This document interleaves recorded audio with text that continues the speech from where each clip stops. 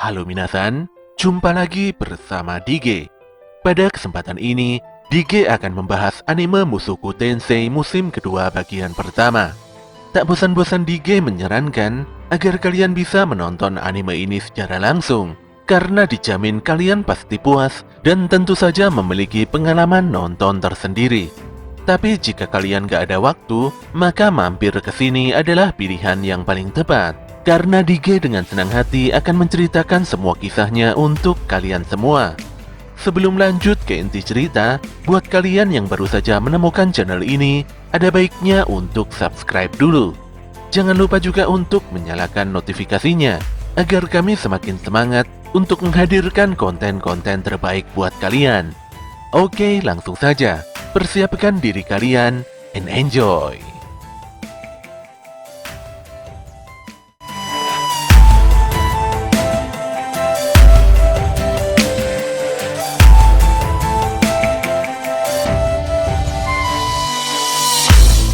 Scene dibuka dengan menampilkan sosok Sylvie yang tiba-tiba jatuh dari atas langit.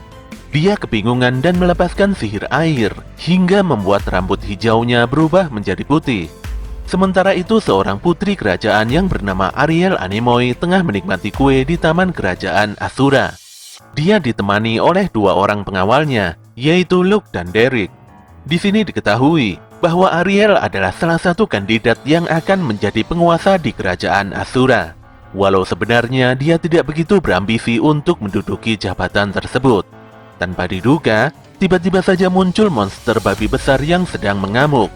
Serangan brutal si babi membuat Luke tersungkur parah.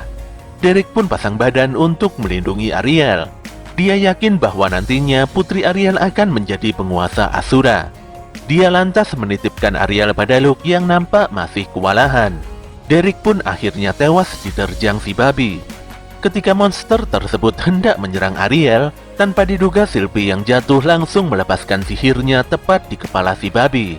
Alhasil babi itu pun langsung tewas di tempat. Ariel dan Luke nampak kebingungan saat melihat sosok Sylvie yang pingsan di tengah taman.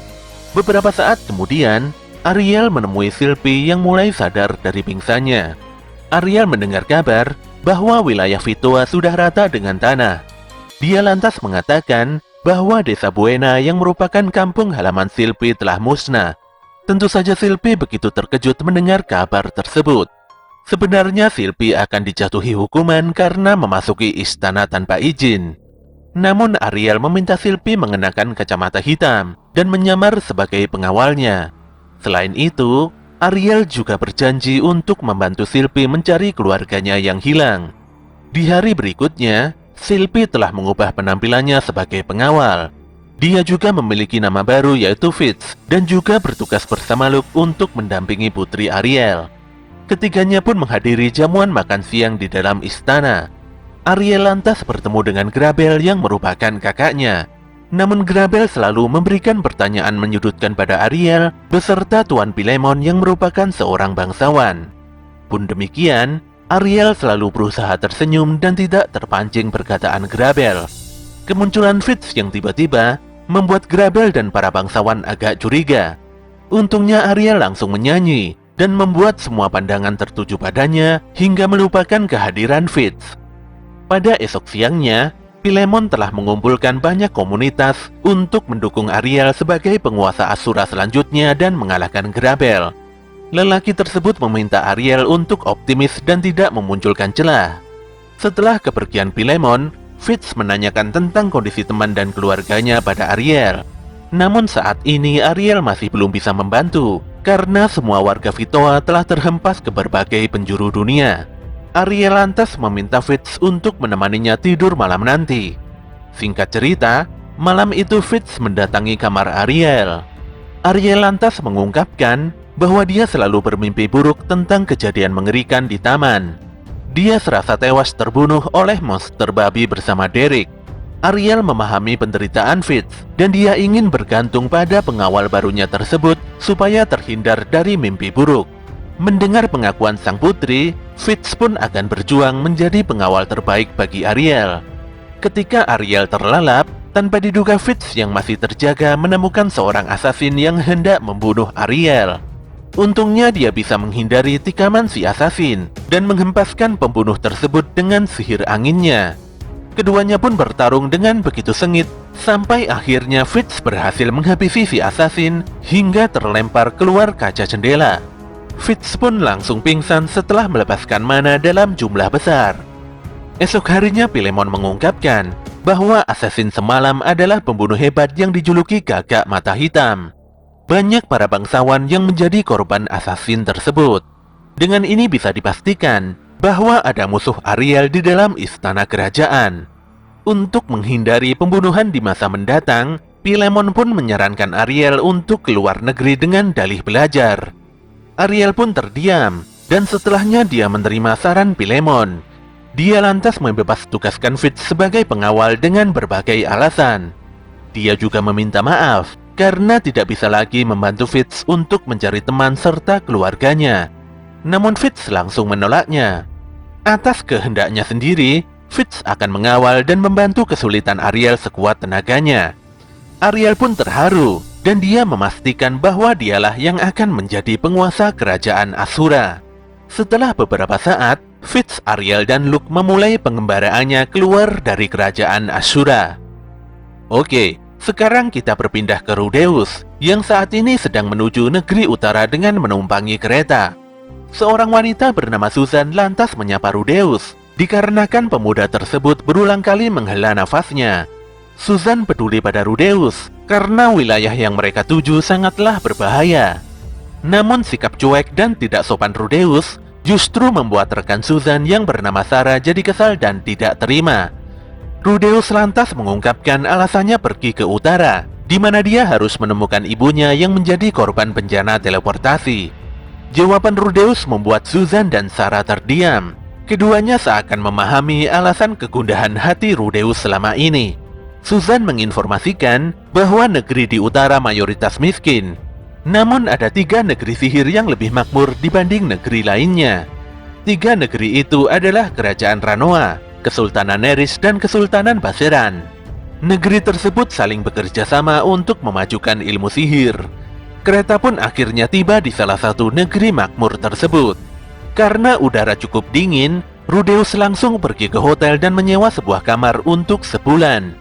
Di dalam kamar, Rudeus masih kepikiran Eris dengan terus menggenggam rambutnya. Namun dia kembali fokus dan mengingat tujuan utamanya mencari Zenith. Dia pun menuju guild petualang dan bermaksud membubarkan party sebelumnya.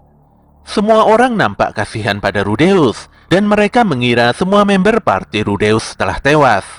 Rudeus pun memilih sebuah misi sulit yang tidak mungkin bisa dilakukannya sendirian.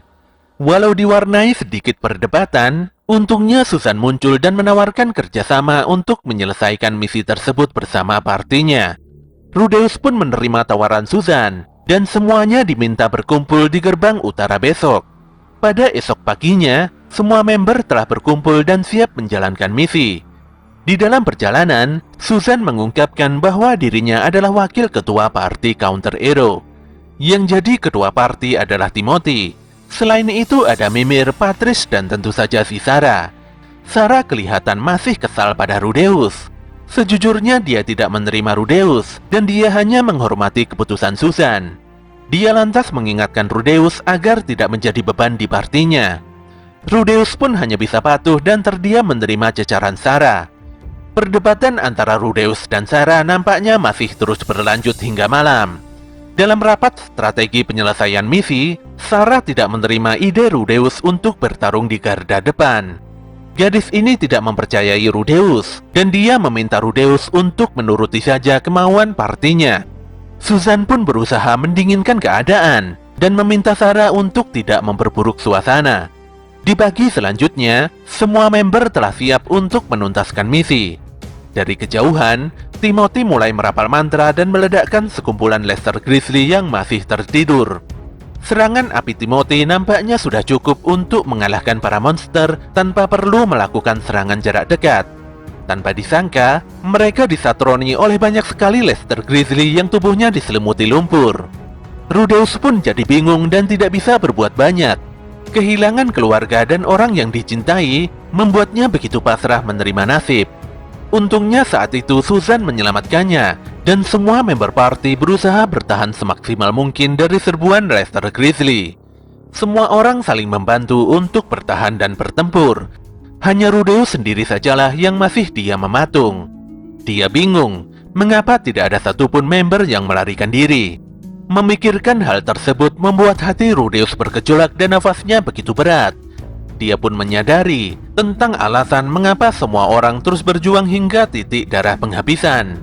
Ketika semua orang telah mencapai batasnya, Rudeus pun langsung maju untuk menghadapi Lester Grizzly. Dia pun mengayunkan tongkatnya dan menghempaskan bola api super besar pada sekumpulan monster beruang salju tersebut. Ledakan hebat pun tercipta hingga membuat seluruh Lester Grizzly tidak bernyawa. Semua member nampak sibuk mengambil kulit monster Lester Grizzly dan setelahnya membakar tubuh monster tersebut di dalam lubang yang cukup dalam. Susan berterima kasih pada Rudeus karena telah menyelamatkan semuanya. Sarah pun juga berterima kasih. Tanpa kehadiran Rudeus, mungkin saja Counter Ero hanya tinggal kenangan. Ketika Counter Ero kembali ke Guild Petualang, banyak party lain yang merendahkannya. Namun suasana langsung berubah riang ketika Timothy mentraktir makan dan minum semua orang. Rudeus pun nampak senang, dan dia mengingat sosok Roxy yang begitu baik hati. Dia memang kehilangan banyak hal, namun masih memiliki sesuatu yang tersisa. Jadi meskipun terpisah jauh dari teman dan keluarganya, namun dia merasa tidak sendirian. Dia pun membakar rambut Eris dan menyemangati dirinya sendiri untuk terus berjuang dalam menjalani kehidupan keduanya. Beberapa bulan kemudian, Rudeus terlihat lebih bersemangat dan kembali melangkahkan kakinya sebagai seorang petualang. Ketika Rudeus memasuki gedung Guild Petualang, dia bertemu dengan petualang kelas S yaitu Soldat Heckler. Soldat mengumumkan pada semua orang bahwa partinya yaitu Step Leader hendak mengambil misi perburuan Snowdrake di Gua Ilbron. Setelah Soldat berlalu, Rudeus pun mengambil misi sederhana agar para penduduk dan petualang lain mengingat namanya. Dia ingin menyebarkan namanya hingga ke pelosok negeri agar Zenith bisa mengenalinya. Usahanya pun membuahkan hasil, dan nama Rudeus Greyrat mulai menyebar dari mulut ke mulut, walau sebagai Doronuma atau Rawa. Sesaat kemudian, Sarah menemui Rudeus dan mengajaknya menjalankan misi bersama Counter Ero. Sebenarnya Rudeus ingin menolaknya, namun dia tidak enakan. Bergerak terus-terusan dengan Counter Ero hanya akan menurunkan pamornya, dan tentu saja tidak sejalan dengan tujuannya mencari Zenith. Namun pada akhirnya dia bergabung setelah diajak Susan dan yang lainnya. Singkat cerita, party Counter Ero tiba di reruntuhan Galgao. Sebenarnya reruntuhan ini adalah sebuah benteng besar yang dibangun pada era perang manusia melawan iblis pertama. Misi Counter Ero ini adalah mengumpulkan sisik Snowdrake yang jatuh dalam jumlah besar. Namun di luar dugaan, beberapa Snowdrake tiba-tiba muncul dan mengejar member Counter Ero. Rudeus pun mencoba menahan para monster dengan sihirnya, walau usahanya tidak begitu berguna. Namun dia cukup tenang ketika menyadari semua member berhasil melarikan diri. Ketika Rudeus siap bertarung habis-habisan, tanpa disangka Sarah dan yang lainnya kembali untuk membantunya. Semuanya saling berjuang untuk mengalahkan Snowdrake. Namun di tengah pertarungan, Counter Ero dikejutkan dengan kedatangan soldat dan member partinya, di mana mereka mampu membantai Snowdrake dengan begitu mudah. Timothy pun memerintahkan membernya untuk ikut membantu, dan akhirnya semua Snowdrake berhasil ditaklukkan. Tanpa bicara, soldat langsung meninju Timothy karena merasa misi partinya direbut Counter Ero. Tentu saja Susan tidak terima, karena Counter Ero memang tidak mengetahui tentang hal ini. Rudeus pun mengatakan pada Susan bahwa Step Leader memang mengambil misi perburuan Snowdrake di Gua Ilbron. Hal ini pun membuat Susan marah, karena Gua Ilbron jaraknya sehari lebih jauh dari reruntuhan Galgao. Untungnya Timothy segera menenangkan Susan. Dia juga menjelaskan pada soldat bahwa misi Counter Ero berbeda dengan Step Leader. Setelah mendengarkan alasan Timothy, soldat pun meminta maaf karena asal main pukul. Pun demikian, Snowdrake tetaplah buruan Step Leader. Oleh karena itulah, soldat hanya memberikan seekor Snowdrake pada Counter Ero. Sekembalinya ke kota, Counter Ero merayakan keberhasilan misi dengan ngopi di sebuah bar. Saat lagi asik-asiknya ngobrol, Tiba-tiba saja soldat yang mabuk datang dan ikutan nimbrung. Dia pun mengakui kesalahannya dan meminta maaf pada Susan karena sebelumnya agak naik pitam. Dengan jujur, soldat mengungkapkan bahwa dia tidak menyukai Timothy karena lelaki tersebut selalu diam dan gak pernah protes saat diajak baku hantam. Namun yang lebih parah, soldat sangat membenci Rudeus. Menurut soldat, senyuman Rudeus nampak palsu dan menjijikkan. Walau sekilas Rudeus kelihatan tersenyum, tapi sebenarnya tidak sama sekali. Sambil marah-marah, soldat merasa bahwasanya Rudeus terlalu pesimistis dan mencoba lari dari sesuatu. Ternyata pemimpin step leader tersebut tidak suka cara Rudeus memperluas namanya sendiri tanpa menerima uang imbalan. Bagaimanapun juga, wajar jika semua orang butuh uang untuk bertahan hidup. Tentu saja cecaran soldat membuat Rudeus nampak begitu tertekan. Pada keesokan harinya, Rudeus mendapatkan informasi bahwa Sarah dan Mimir telah tewas. Menurut Timothy, Mimir memang meninggal, namun Sarah hanya terpisah saja. Sebenarnya dia ingin mencari Sarah, namun Susan menghentikannya karena di luar masih turun badai. Timothy sangat terpukul karena meninggalkan Sarah. Susan pun menenangkan Timothy karena keputusan Timothy adalah pilihan terbaik demi kebaikan bersama. Setelah mengetahui lokasi Sarah, Rudeus pun pamitan dan menyiapkan segala perlengkapannya untuk mencari gadis tersebut. Di luar gerbang kota, Rudeus menghentikan badai yang membatasi jarak pandangnya dengan sekali hentakan tongkat. Sesampainya di hutan Trier, Rudeus membunuh kawanan Snow Buffalo dengan begitu cepat. Dia pun begitu terpukul setelah menemukan jasad Mimir di sarang Snow Buffalo. Tanpa diduga, Rudeus diserang monster pohon, dan dia menemukan Sarah di dalam tubuh monster tersebut. Walaupun terus diserang, untungnya Rudeus bisa menyelamatkan Sarah dan berhasil kabur melalui danau. Setelah beberapa saat, Rudeus dan Sarah nampak berlindung di dalam gua. Rudeus pun bersiap-siap kembali ke kota setelah selesai menyembuhkan Sarah. Sarah pun mengucapkan terima kasih karena Rudeus begitu peduli dan menyelamatkannya. Setibanya di gerbang kota, Rudeus dan Sarah berpapasan dengan Susan, Timothy, dan Patrice. Susan dan yang lainnya bermaksud mencari Sarah setelah badai reda. Namun siapa sangka Rudeus telah menyelamatkan Sarah duluan. Walau sempat marah karena Rudeus bertindak gegabah, namun pada akhirnya Susan berterima kasih pada pemuda tersebut. Timothy juga berterima kasih. Dia lantas menangis dan tidak tahu lagi bagaimana cara membayar hutang budi atas kebaikan Rudeus. Namun menurut Rudeus, justru Counter Hero yang menyelamatkannya dalam berbagai hal. Dia pun tersenyum dan meminta Timothy untuk tidak menganggap hal ini sebagai hutang budi. Setelah itu Rudeus kembali ke kamarnya. Perasaannya benar-benar lega. Dia pun bisa beristirahat dengan begitu nyenyak setelah sekian purnama. Semenjak Rudeus berhasil menyelamatkan Sarah, dia selalu menjalin hubungan baik dengan party Counter Hero. Bahkan dalam beberapa misi, Rudeus mampu menyelamatkan member Counter Hero yang terjebak dalam kondisi krisis. Nama Rudeus Shirawa pun semakin dikenal dan menyebar bahkan sampai ke desa-desa pinggiran. Selain itu, hubungannya dengan Sarah juga semakin dekat. Sarah nampak begitu antusias dan terbuka dalam menceritakan kisah latar belakang keluarganya pada Rudeus. Demikian juga dengan Rudeus, yang menceritakan tentang bakat ilmu sihirnya, walau dia berasal dari keluarga yang mahir dalam ilmu berpedang. Selain memanah, Sarah mengungkapkan bahwa dirinya juga menggunakan senjata tajam. Dia pun mengeluarkan belatinya, yang nampak mulai tumpul dan terkikis di hadapan Rudeus. Dengan penuh semangat, Sarah lantas meminta Rudeus untuk menemaninya pergi membeli belati baru. Namun dia sangat malu ketika semua teman-temannya menyadari bahwa wajahnya memerah. Pada esok siangnya, Rudeus dan Sarah bertemu di pusat kota. Keduanya nampak pergi bersama menuju toko pandai besi dengan perasaan riang. Bahkan masing-masing dari mereka membeli sepasang belati kembar di toko pandai besi tersebut. Kebersamaan keduanya masih berlanjut hingga malam menjelang. Namun setelah seharian bersama, Sarah menunjukkan rasa kecewanya pada Rudeus tentang keperkasaannya. Kenyataan ini pun membuat Rudeus meluapkan kekesalannya dengan banyak minum. Dia bahkan mengumpat bapak penjual minuman karena lambat menyiapkan pesanannya. Saat itulah soldat Heckler dan rekan-rekannya datang.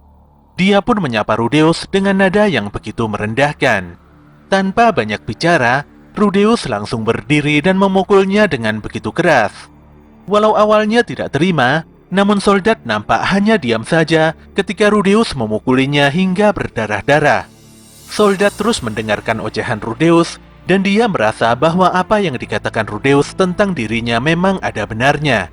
Tidak seperti soldat yang angkuh, Rudeus memiliki cara dan sikap tersendiri agar tidak dibenci ataupun dijauhi oleh orang lain. Sayangnya dia masih tidak memahami mengapa sikap baiknya tersebut justru membuat Eris pergi meninggalkannya. Walau begitu sakit hati, namun kini dia sudah tidak peduli lagi. Rudeus lantas menangis sesenggukan, dan dia meminta soldat untuk memukulinya balik. Bahkan soldat bebas tertawa dan mengejek Rudeus setelah memukulinya. Namun soldat masih terdiam. Dia pun meminta maaf pada Rudeus dan mengakui semua kesalahannya. Untuk menebus kesalahannya, soldat pun mengajak Rudeus minum-minum lagi. Dia juga meminta Rudeus untuk meluapkan semua masalahnya agar beban Rudeus sedikit berkurang. Setelah mengetahui masalah Rudeus, soldat pun sedikit bersimpati pada pemuda tersebut. Soldat juga menyarankan Rudeus untuk tidak menahan diri dan ngomong apa adanya. Tanpa terasa pagi mulai menjelang. Soldat dan Rudeus masih nampak ketiduran hingga kedai hendak ditutup. Sambil berjalan pulang, soldat memberikan banyak wejangan dan perumpamaan pada Rudeus agar pemuda tersebut tidak terburu-buru ataupun sembrono dalam mengambil keputusan. Demikian juga dengan hubungan Rudeus dan Sarah, di mana setelah mendengarkan cerita Rudeus, soldat agak yakin bahwa Sarah tertarik pada Rudeus. Soldat pun memberikan saran pada Rudeus untuk menemui Sarah sekali lagi dan bicara dari hati ke hati. Walau Rudeus menerima saran soldat, namun cara bicaranya mulai ngawur. Dia lantas berkata bahwa dirinya enggan dengan gadis bocah seperti Sarah. Dia juga membandingkan Sarah dengan wanita lain yang tidak sepadan. Menurut Rudeus, kegiatan belanja dan makan-makan dengan Sarah kemarin adalah hal terbodoh yang pernah dilakukannya. Namun soldat nampak begitu kaget dengan apa yang dilihatnya. Dengan penuh ketegangan, dia berusaha meminta Rudeus untuk menghentikan omongan ngawurnya. Sayangnya omongan Rudeus sudah tidak bisa direm. Ketika soldat benar-benar tidak bisa berbuat apa-apa untuk menghentikan Rudeus, saat itu juga Rudeus baru sadar bahwa Sarah ternyata ada di belakangnya bersama Susan. Sarah begitu kaget dan menahan amarah setelah mendengar semua omongan buruk Rudeus tentangnya.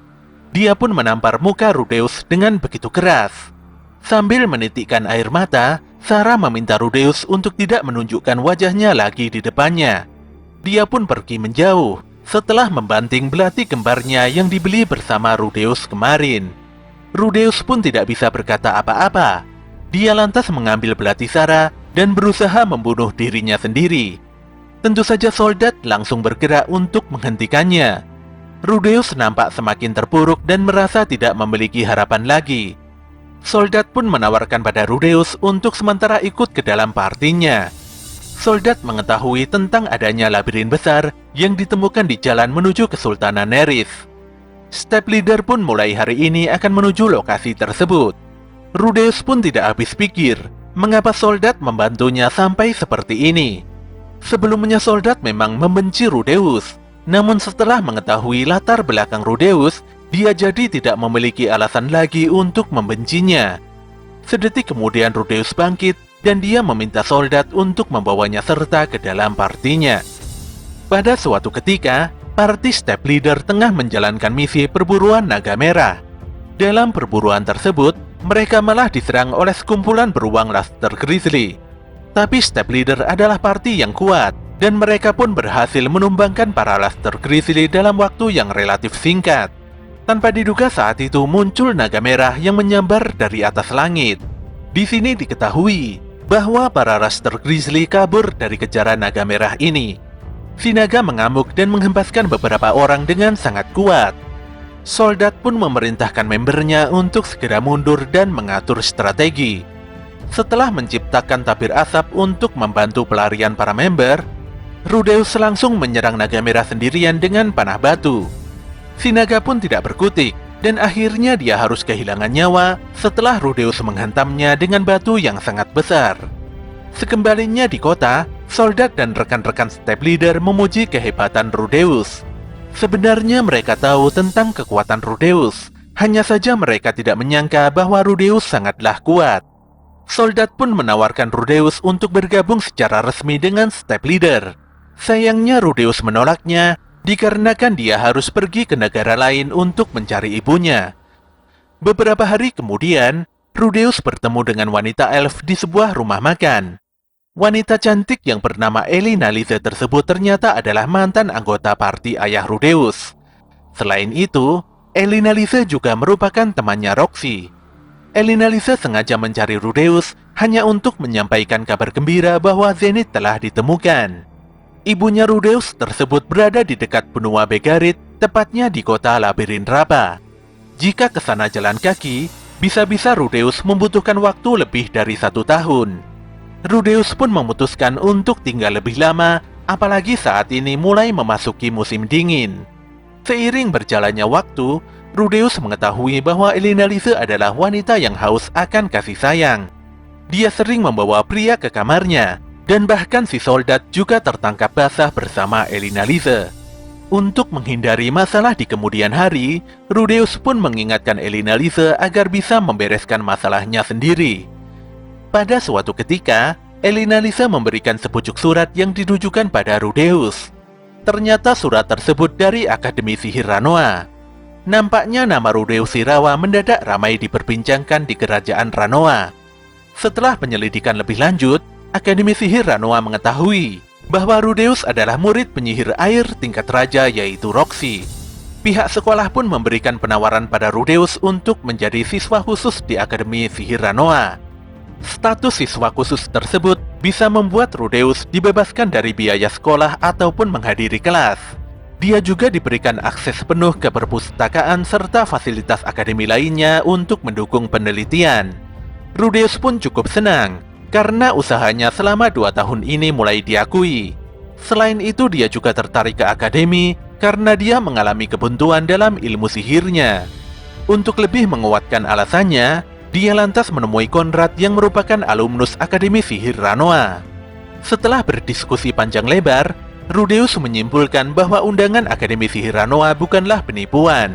Conrad pun menyarankan agar Rudeus mencoba dulu tawaran akademi karena mumpung ada tawaran. Namun Rudeus masih pikir-pikir dulu, karena prioritasnya saat ini adalah menemukan anggota keluarganya. Tanpa disangka, Rudeus kembali bermimpi bertemu dewa manusia setelah 2 tahun lamanya. Sang dewa lantas menyarankan agar Rudeus bisa lebih mempertajam kemampuannya lagi. Jika Rudeus memaksakan diri untuk pergi menuju benua Begarit, dia pasti akan menyesalinya. Sang dewa pun meminta Rudeus untuk mendaftar di Akademi Sihir Ranoa serta menyelidiki insiden teleportasi di wilayah Vitoa. Jika Rudeus mau melakukannya, maka dia akan mendapatkan keperkasaan diri sebagai seorang lelaki yang sebenarnya. Pada keesokan harinya, Rudeus dan Elinalise berpamitan pergi pada semua member step leader. Saat itu soldat nampak tidak senang, namun Rudeus berusaha bersikap baik karena soldat telah menjaga dan membantunya selama beberapa tahun ini. Rudeus pun merasa bahwa dia tidak akan bisa membalas semua kebaikan soldat padanya. Pun demikian, soldat juga berterima kasih pada Rudeus karena selama ini dia hanya memanfaatkan kekuatan Rudeus untuk menghasilkan banyak uang. Jika suatu saat bertemu kembali, soldat ingin mengajak Rudeus untuk ngopi dan minum-minum lagi di kedai. Dengan senyuman lebar, Rudeus mantap melangkahkan kakinya menuju kerajaan Ranoa. Setelah perjalanan beberapa hari, Rudeus dan Elinalise akhirnya tiba di kerajaan Ranoa. Tanpa membuang waktu, Rudeus langsung mendatangi Akademi Sihir Ranoa diikuti dengan Elinalise. Mereka pun berjumpa dengan Pak Genius, salah satu guru di akademi tersebut. Pak Genius tidak menyangka Rudeus bakal datang secepat ini. Rudeus pun mengungkapkan bahwa dia ingin banyak belajar serta melakukan beberapa penelitian penting. Nampaknya Akademi Sihir Ranoa merupakan tempat yang cocok bagi Rudeus untuk mewujudkan keinginannya. Pak Genius pun senang mendengar pernyataan Rudeus, dan beliau meminta Rudeus untuk mengikuti salah satu ujian. Ternyata Rudeus harus berhadapan dengan Fitz di mana keduanya adalah orang yang mampu mengeluarkan sihir tanpa merapal. Nampaknya si Rudeus tidak sadar bahwa Fitz sebenarnya adalah Sylphie. Begitu juga dengan Sylphie yang masih merahasiakan identitasnya dan menyamar sebagai Fitz yang bertugas sebagai pengawal Putri Ariel. Setelah saling berkenalan satu sama lain, Rudeus dan Fitz langsung melakukan latih tanding ilmu sihir tanpa rapalan. Rudeus harus memenangkan pertarungan ini karena dia berpikir jika sampai kalah, maka dia harus membayar biaya sekolah. Jelas saja Rudeus berhasil mengalahkan Fitz dengan sangat cepat dengan Distorp Magic-nya. Namun dia bersikap rendah hati dan mengatakan pada semuanya bahwa Fitz hanya mengalah saja darinya. Rudeus pun kini tinggal di asrama Akademi Sihir. Dia juga mendapatkan penjelasan tentang siswa istimewa, di mana siswa itu dibebaskan dari biaya sekolah dan boleh meninggalkan beberapa mata pelajaran. Namun di luar wilayah akademi, siswa istimewa harus bertanggung jawab atas tindakannya sendiri. Nampaknya Elina Lise juga masuk sebagai siswa istimewa di Akademi Ranoa. Di pagi hari ini, semua siswa baru akan mendengarkan sambutan dari ketua OSIS Akademi. Ternyata yang jadi ketua OSIS adalah Putri Ariel yang didampingi oleh Fitz dan Luke. Dalam pidatonya, Ariel menyambut semua siswa baru dari berbagai ras. Walau berbeda ras, para siswa tidak boleh merendahkan satu sama lain. Semua siswa diharapkan mengikuti aturan yang ada, karena ketertiban adalah kunci utama dari Akademi Ranoa. Walau terdengar cukup standar, namun Rudeus menyadari bahwa Putri Ariel memiliki karisma tersendiri. Sesaat kemudian, Rudeus mendatangi kelasnya, dan dia menemui beberapa teman baru dalam kegiatan belajarnya di akademi ini. Tanpa diduga Rudeus bertemu Zanoba. Zanoba pun begitu senang bisa bertemu kembali dengan Rudeus, guru action figure kesayangannya. Rudeus lantas berkenalan dengan para seniornya. Mereka adalah Linnea Dedoldia, Pursena Aldoldia, dan Cliff Grimoire. Linnea dan Pursena nampak cuek, sementara Cliff mengakui dirinya sebagai penyihir jenius. Cliff berkata, walau masih siswa tahun kedua, namun dia telah menguasai semua sihir serangan serta sihir penyembuh tingkat lanjut. Zanoba menyampaikan bahwa ada satu siswa yang tidak masuk hari ini, yaitu si Silent. Dia adalah siswa istimewa seperti Rudeus yang tidak mengikuti pelajaran dalam kelas sebulan sekali. Setelah menyapa teman barunya, Rudeus berkeliling akademi untuk melihat berbagai kegiatan para siswa. Dia juga mengunjungi perpustakaan untuk mencari buku tentang bencana teleportasi di Vitoa.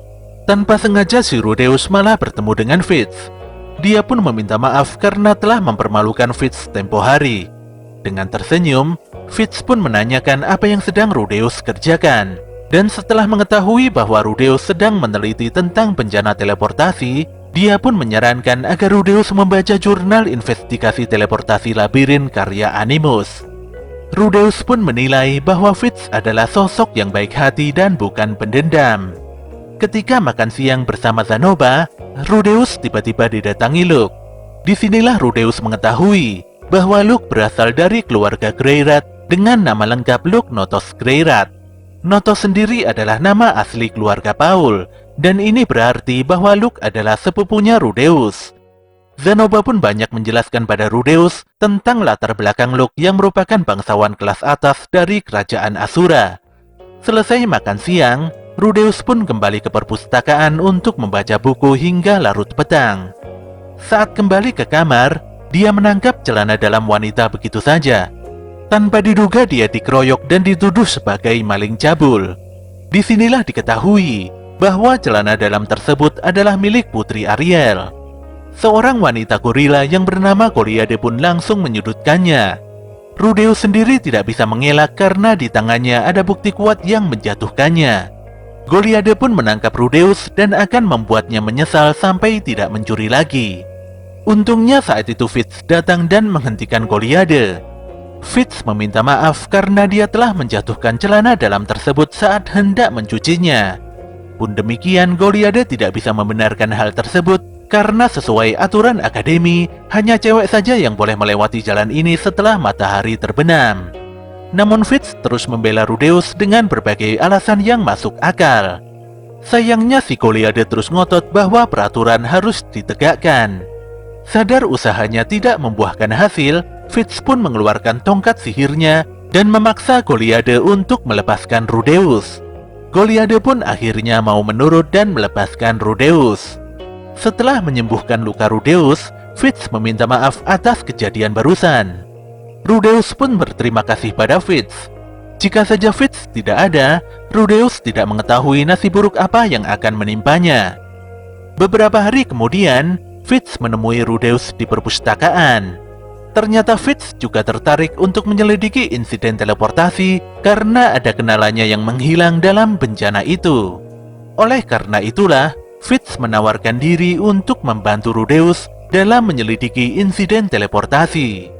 Tentu saja Rudeus senang dibantu oleh Fitz. Namun ketika Rudeus bersalaman dan melihat senyuman Fitz, tiba-tiba mukanya langsung memerah. Pikiran Rudeus pun berkelana, walau Fitz terus mengajaknya ngobrol. Dia tidak habis pikir, apakah dirinya tertarik dengan seorang pria. Dia pun menepiskan pikiran tersebut dan menganggap dirinya sedang kalut. Namun parahnya, Rudeus kembali dibuat berdebar-debar kencang setelah melihat senyuman Fitz di luar perpustakaan. Rudeus pun kebingungan. Padahal dia adalah lelaki yang normal. Dia menilai bahwa Fitz adalah lelaki yang sangat misterius. Dia pun masih tidak memahami mengapa Fitz mau membantunya menyelidiki bencana teleportasi. Pada malam harinya, Zanoba memohon pada Rudeus untuk membimbingnya membuat action figure. Dia menagih janji Rudeus, namun si Rudeus hanya bisa memintanya untuk menunggu. Rudeus pun akhirnya mewariskan ilmunya pada Zanoba. Walau si Zanoba benar-benar tidak berbakat dalam membuat action figure. Rudeus pun mencoba alternatif lain dengan memahat. Metode ini adalah metode paling primitif yang paling masuk akal. Sayangnya lagi-lagi si Zanoba tidak memiliki bakat dalam memahat karena kekuatannya yang terlalu besar. Dia pun benar-benar menangisi ketidakterampilannya. Pada esok siangnya, Rudeus kembali bertemu Fitz di perpustakaan. Setelah si Rudeus menceritakan tentang kondisi Zanoba, Fitz pun memberikan saran agar Zanoba merekrut budak untuk membuatkannya action figure. Rudeus pun senang dengan saran Fitz, dan dia akan mengajak Zanoba untuk pergi ke pasar budak di hari libur. Fitz pun mengutarakan bahwa dia memiliki waktu luang pada hari libur tersebut. Rudeus pun menyadari maksud Fitz, dan dia menawarkan pada Fitz untuk ikut serta dalam pencarian budak. Bahkan sebagai rasa terima kasih, Rudeus akan mentraktir Fitz makan siang setelahnya. Tidak terasa hari libur pun tiba. Fitz pun berkenalan dengan Zanoba, di mana Zanoba adalah putra mahkota ketiga dari kerajaan Zero. Setelah itu, ketiganya mulai berjalan kaki bersama menuju pasar budak di tengah kota. Sesampainya di pasar budak, mereka agak kebingungan karena banyak sekali pilihan budaknya.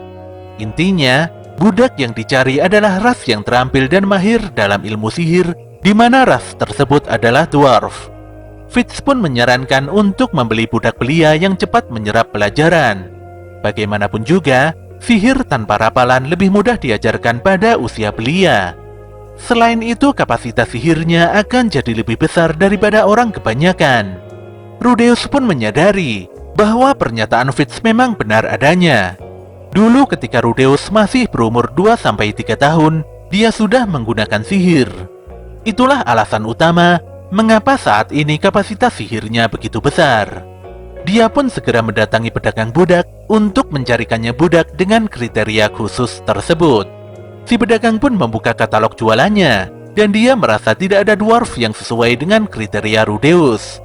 Namun Rudeus tidak mempermasalahkan rasnya, yang penting usia dari budak tersebut cocok saja. Setelah beberapa saat, si pedagang menemukan dwarf yang berusia 6 tahun.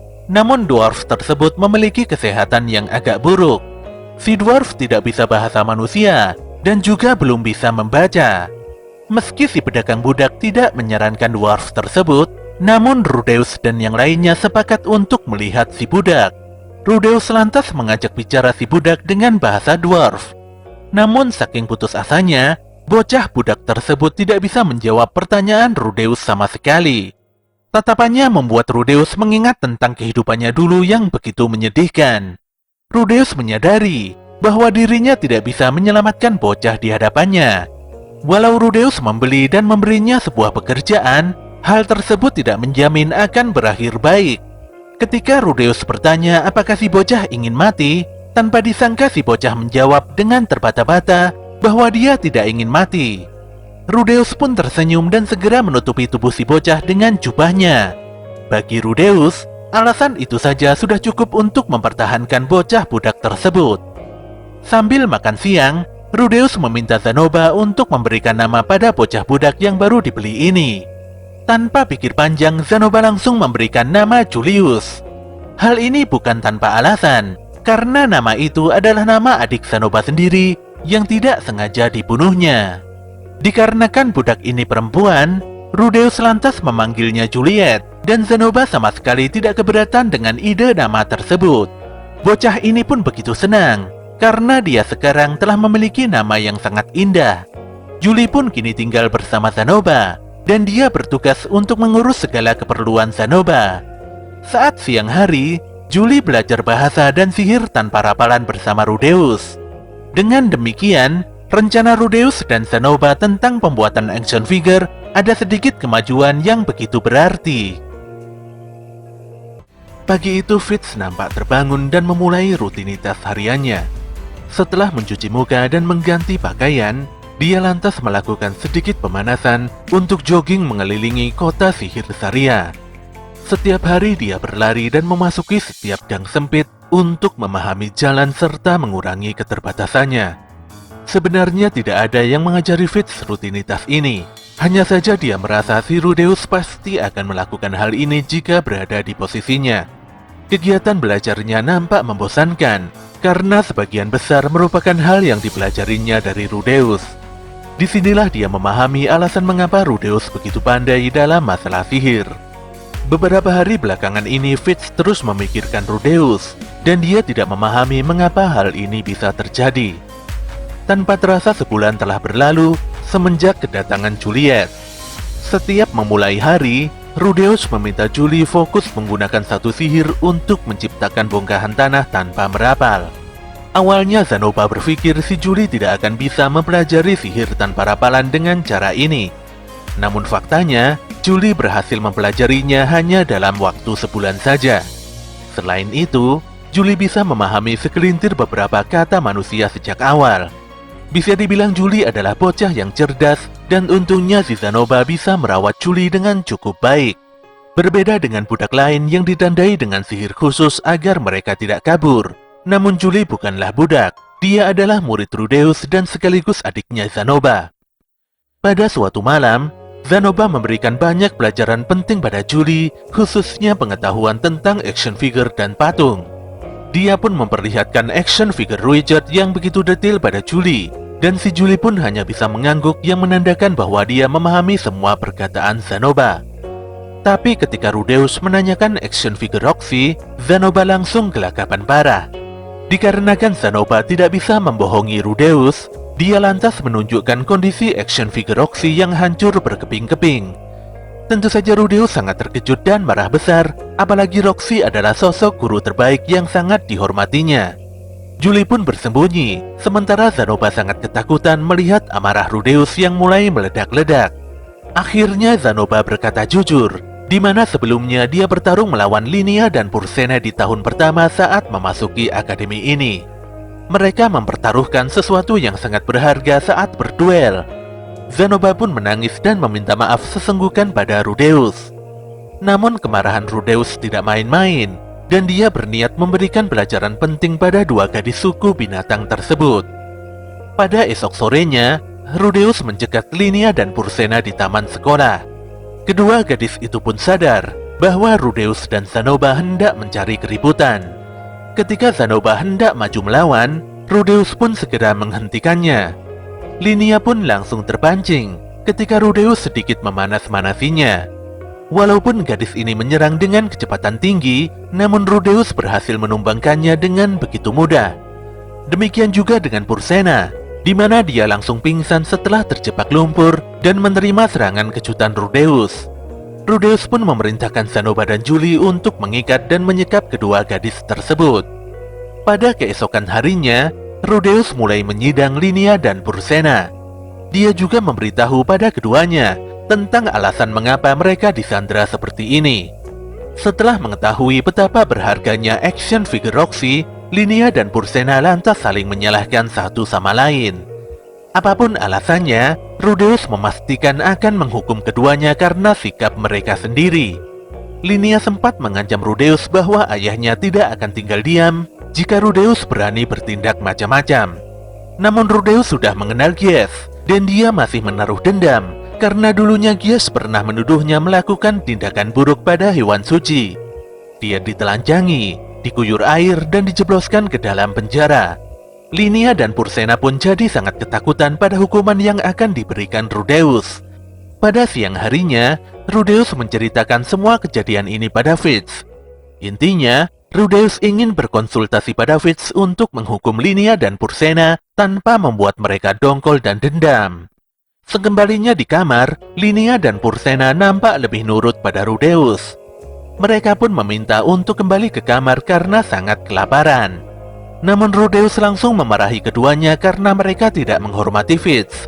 Fitz pun mencoret muka Linia dan Pursena dengan tinta khusus untuk menandai tubuh keduanya. Dia juga mengklaim bahwa tinta ini tidak akan hilang karena sudah diberikan mantra. Tentu saja ancaman Fitz ini membuat Linia dan Pursena sangat ketakutan. Sebelum pergi kembali ke kamar, Linia bertanya tentang siapa guru Rudeus, karena bagaimanapun juga Rudeus mampu menghadapi kecepatan serangan Linia yang begitu cepat. Rudeus pun menjawab bahwa gurunya adalah Ghislaine. Linia pun terkejut setelah memastikan bahwa Ghislaine adalah sang raja pedang dari sukunya. Kini gadis ini pun mengerti mengapa Rudeus mampu mengalahkannya dengan sangat mudah. Setelah kepergian Linia dan Pursena, Fitz nampak tertarik untuk melihat seisi kamar Rudeus. Setelah itu dia pun berpamitan untuk segera kembali ke tempat Putri Ariel. Walaupun nampak sangat penasaran, sebenarnya Rudeus ingin sekali melihat wajah Fitz tanpa kacamata. Namun dia mengurungkan niatnya, karena jika sampai hal tersebut terjadi, sepertinya akan terjadi sesuatu hal yang buruk dan tidak akan bisa ditarik kembali. Kegiatan belajar pun terus berlanjut, namun kali ini Cliff nampak begitu kesal karena Rudeus, Linia, dan Pursena begitu berisik. Saking kesalnya, Cliff meminta semuanya untuk pulang saja dan kembali ke kampung halaman. Rudeus pun mencoba bersikap baik dan meminta maaf karena membuat Cliff terganggu dan tidak fokus belajar. Saat pulang sekolah, tanpa diduga Cliff menemukan Elinalise yang tengah sendirian memandang keluar jendela. Disitulah jantungnya berdegup kencang dan dia merasa jatuh hati pada pandangan pertama. Pada keesokan harinya, Rudeus melihat Cliff tengah dibuli oleh beberapa siswa. Tentu saja dia langsung menghentikan perundungan tersebut. Semua siswa pun langsung membubarkan diri setelah mengetahui bahwa Rudeus si rawa yang turun tangan. Cliff sendiri sebenarnya masih kesal dan tidak mau menerima bantuan Rudeus. Namun dia menepiskan egonya dengan berterima kasih karena kehadiran Rudeus. Perubahan sikap Cliff membuat Rudeus berpikir bahwa mungkin saat ini Cliff sudah tidak menganggapnya sebagai musuh. Pada keesokan harinya, tepat selepas kegiatan belajar, Cliff langsung menemui Rudeus di halaman belakang sekolah. Sambil malu-malu, Cliff mengungkapkan bahwa ada seorang gadis yang sangat disukainya. Rudeus pun begitu terkejut karena gadis yang disukai Cliff tidak lain adalah Elinalise Drakenroth. Para siswa kemarin telah menyebarkan rumor buruk tentang Elinalise, dan hal ini membuat Cliff tidak bisa tinggal diam. Walau sebenarnya rumor itu memang adalah fakta, namun Cliff sudah cinta buta. Dia benar-benar memaksa Rudeus untuk mengenalkannya pada Elinalise. Setelah meminta saran dan pendapat pada Fitz, Rudeus pun akhirnya mempertemukan Cliff dan Elinalise. Tentu saja sebelumnya Rudeus telah memperingatkan Cliff tentang Elinalise, jadi dia tidak mau disalahkan jika pada suatu hari nanti terjadi hal yang tidak diinginkan. Dengan sopan, Cliff lantas menyapa Elinalise dan berniat untuk menjalin hubungan yang lebih dekat. Saat itulah Elinalise menarik Rudeus dan bertanya apa maksud dari ini semua. Bagaimanapun juga, hubungan serius dengan satu pria hanya akan membuat Elinalise semakin repot karena kutukan uniknya. Rudeus sendiri agak kaget dengan reaksi Elinalise yang berbeda dari sebelumnya. Elinalise lantas bicara dari hati ke hati pada Cliff Sementara Cliff sangat berterima kasih pada Rudeus karena sudah dibantu hingga seperti ini. Di hari selanjutnya, Rudeus dibuat sangat kaget setelah melihat Cliff dan Elina Lisa justru nampak semakin dekat. Dia benar-benar tidak bisa berkata-kata, apalagi Elina Lisa berniat menjalin hubungan serius dengan Cliff. Parahnya, Elina Lisa akan menahan kutukan demi Cliff. Rudeus pun memilih diam, jika itu adalah keputusan yang diambil oleh Cliff dan Elina Lisa. Musim gugur pun tiba, dan di musim ini para pejantan dan betina dari suku binatang akan berduel satu sama lain. Dengan kata lain, musim ini adalah musim lamaran atau musim kawin. Linia dan Pursena adalah putri dari suku Doldia yang sangat diidolakan suku binatang. Tentu saja lamaran berduel tidak akan ada habisnya pada mereka berdua. Namun mereka memutuskan untuk diam di asrama, dan mereka juga menyerahkan semua masalah pada Rudeus. Pada awalnya Rudeus tidak memahami maksud Linia dan Pursena, namun dia langsung sadar ketika ada seorang pejantan dari suku binatang yang mengajaknya berduel. Walau berhasil memenangkan satu pertarungan, namun Rudeus sangat malas karena antrian pertarungan selalu datang tiada henti untuk meminang Linia dan Pursena. Setelah beberapa saat, Rudeus sangat kaget melihat banyaknya pejantan suku binatang yang dikalahkan oleh Raja Iblis Badigadi. Iblis berlengan 6 tersebut telah mengetahui jati diri Rudeus dari tunangannya yaitu Kisirika. Kedatangan Badigadi ke tempat ini hanyalah untuk berduel melawan Rudeus. Dalam waktu singkat, banyak para siswa yang tertarik melihat pertarungan Rudeus melawan Badi. Setelah menunggu beberapa saat, Fitz akhirnya datang dengan membawa tongkat sihir milik Rudeus. Namun sebelum bertarung, Rudeus mengusulkan agar Badi mengampuni nyawanya jika ternyata dia kalah. Badi pun diam, tapi setelahnya dia juga mengusulkan satu usulan, di mana jika Rudeus berhasil melukainya dalam satu serangan teknik terkuatnya, maka Rudeus yang akan menang. Demikian juga sebaliknya. Rudeus pun setuju dengan usulan Badi, dan dia mulai mempersiapkan serangan sihir tanpa rapalanya. Dalam waktu singkat, Rudeus mengeluarkan sebuah gumpalan sihir super tajam, super keras ditambah dengan putaran yang super kencang. Dia mencurahkan semua energi sihirnya pada serangan pamungkasnya ini. Dan duar! Serangan Rudeus benar-benar mengenai Badi dengan begitu telak. Badi pun terhempas beberapa meter ke belakang, namun dia kembali bangkit sambil tertawa-tawa. Anehnya tubuhnya mengecil dan dua lengannya terlepas dari tubuhnya. Setelah menyembuhkan diri, Badi mengungkapkan bahwa Rudeus telah menang. Namun setelahnya si Badi malah meninju Rudeus dengan begitu keras. Setelah disembuhkan Fitz, Rudeus langsung beristirahat karena merasa sangat lelah sekali. Walau capek, namun Rudeus merasa tenang karena tidak akan bertemu dengan Badigadi lagi. Namun pemikirannya salah, karena si Badigadi malah jadi siswa dadakan Akademi Sihir Ranoa yang nampaknya sekelas dengan Rudeus. Rudeus masih menyibukkan dirinya di perpustakaan untuk meneliti segala sesuatu tentang bencana teleportasi. Dia juga sadar bahwa teleportasi dan pemanggilan memiliki prinsip sihir yang sama. Dia lantas menemui Fitz dan menanyakan tentang seorang yang ahli dalam sihir pemanggilan. Setelah berpikir sejenak, Fitz pun menyampaikan bahwa ada satu orang yang pakar dalam sihir pemanggilan. Ternyata orang tersebut adalah siswi istimewa dan juga teman sekelas Rudeus yaitu Silent Seven Star. Jelas saja Rudeus mengenali nama siswi ini, apalagi prestasi siswi tersebut benar-benar sangat gemilang.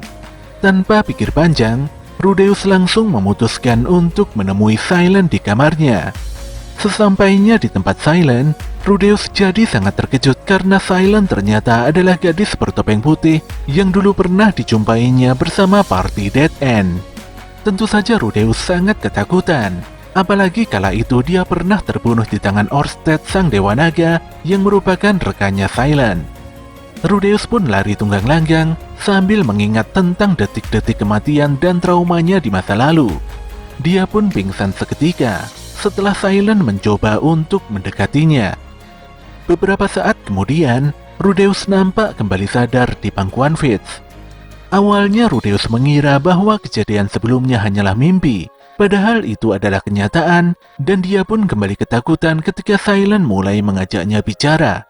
Sebelumnya Silent menyelamatkan nyawa Rudeus dari kematian dengan meminta Orsted untuk membangkitkannya kembali. Gadis ini pun tidak menyangka bisa berjumpa lagi dengan Rudeus dalam keadaan seperti ini. Dia lantas mengajukan 3 pertanyaan pada Rudeus, di mana yang pertama tentang nama Shinohara Akihito dan Kuroki Seiji. Yang kedua tentang bahasa Jepang, dan yang terakhir apakah Rudeus salah satu dari kedua nama di atas. Dengan penuh keraguan, Rudeus lantas menjawab bahwa dia bukanlah kedua orang tersebut dan dia sama sekali tidak mengenal keduanya. Silent pun sadar bahwa Rudeus memahami bahasa Jepang. Silent dan Rudeus lantas berbicara dalam bahasa Jepang, dan Fitz tidak memahami maksud dari bahasa tersebut.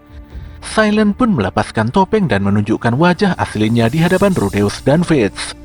Dia juga mengungkapkan nama aslinya yaitu Nanahoshi Shizuka, di mana dia merupakan orang Jepang. Nanahoshi pun bertanya tentang asal-usul dan nama asli Rudeus.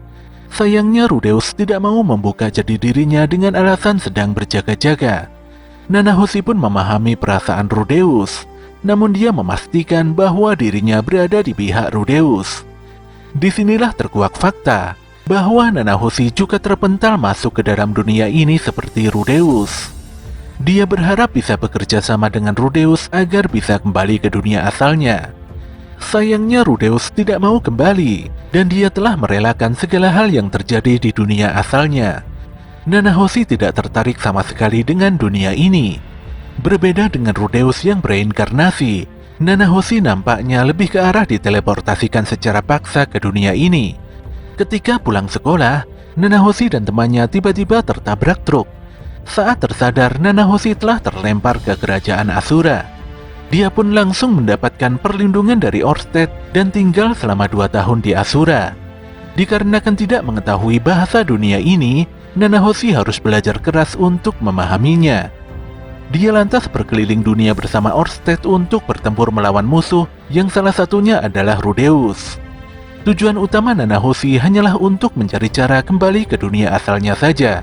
Sayangnya hingga kini dia masih belum menemukan petunjuk. Nanahoshi juga belajar tentang lingkaran sihir secara otodidak dari banyak literatur di Akademi Sihir ini.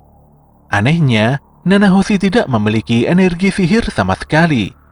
Mungkin hal ini terjadi karena dia diteleportasikan dan bukan karena bereinkarnasi seperti Rudeus. Selain itu, Nanahoshi tidak menua sedikit pun sejak 5 tahun kedatangannya ke dunia ini. Rudeus pun mulai mempercayai kondisi Nanahoshi. Keduanya lantas membuat kesepakatan, di mana Rudeus akan membantu penelitian Nanahoshi, sementara Nanahoshi akan menjawab semua hal yang ingin diketahui oleh Rudeus. Dengan kata lain, perjanjian ini adalah hubungan timbal balik yang saling menguntungkan satu sama lain. Dikarenakan perjanjian telah dibuat, Rudeus pun mengusulkan pada Nanahoshi untuk berbicara dalam bahasa dunia ini agar Fitz bisa memahaminya. Nanahoshi mengungkapkan bahwa dia tidak memahami tentang bencana teleportasi. Hanya saja bencana tersebut terjadi tepat dengan kedatangannya ke dunia ini 5 tahun yang lalu. Dia lantas mengeluarkan 2 cincin sihirnya dan mengatakan bahwa mungkin saja bencana teleportasi terjadi akibat dari pemanggilan dirinya ke dunia ini. Dengan kata lain, bisa jadi Nanahoshi sendirilah penyebab bencana tersebut. Rudeus pun begitu lega setelah mendengarkan informasi ini. Yang pasti bukan dia penyebab terjadinya bencana teleportasi. Namun Fitz langsung naik pitam dan melepaskan sihir anginnya ke arah Nanahoshi. Untungnya Nanahoshi telah menyiapkan barrier sihir pelindung dari cincin sihirnya. Fitz benar-benar marah karena dia dan keluarganya sangat menderita akibat bencana tersebut. Rudeus lantas menenangkan Fitz sambil menjelaskan bahwa Nanahoshi juga merupakan korban yang dipaksa masuk ke dalam dunia ini. Setelah mendengarkan penjelasan Rudeus, Fitz pun mulai tenang. Dia lantas meminta maaf pada Nanahoshi karena tiba-tiba menyerangnya. Nanahoshi melanjutkan bahwa dia tidak memahami secara detail tentang bencana teleportasi. Tapi jika penelitiannya berjalan lancar, maka dia bisa menjelaskan bencana tersebut secara teoritis.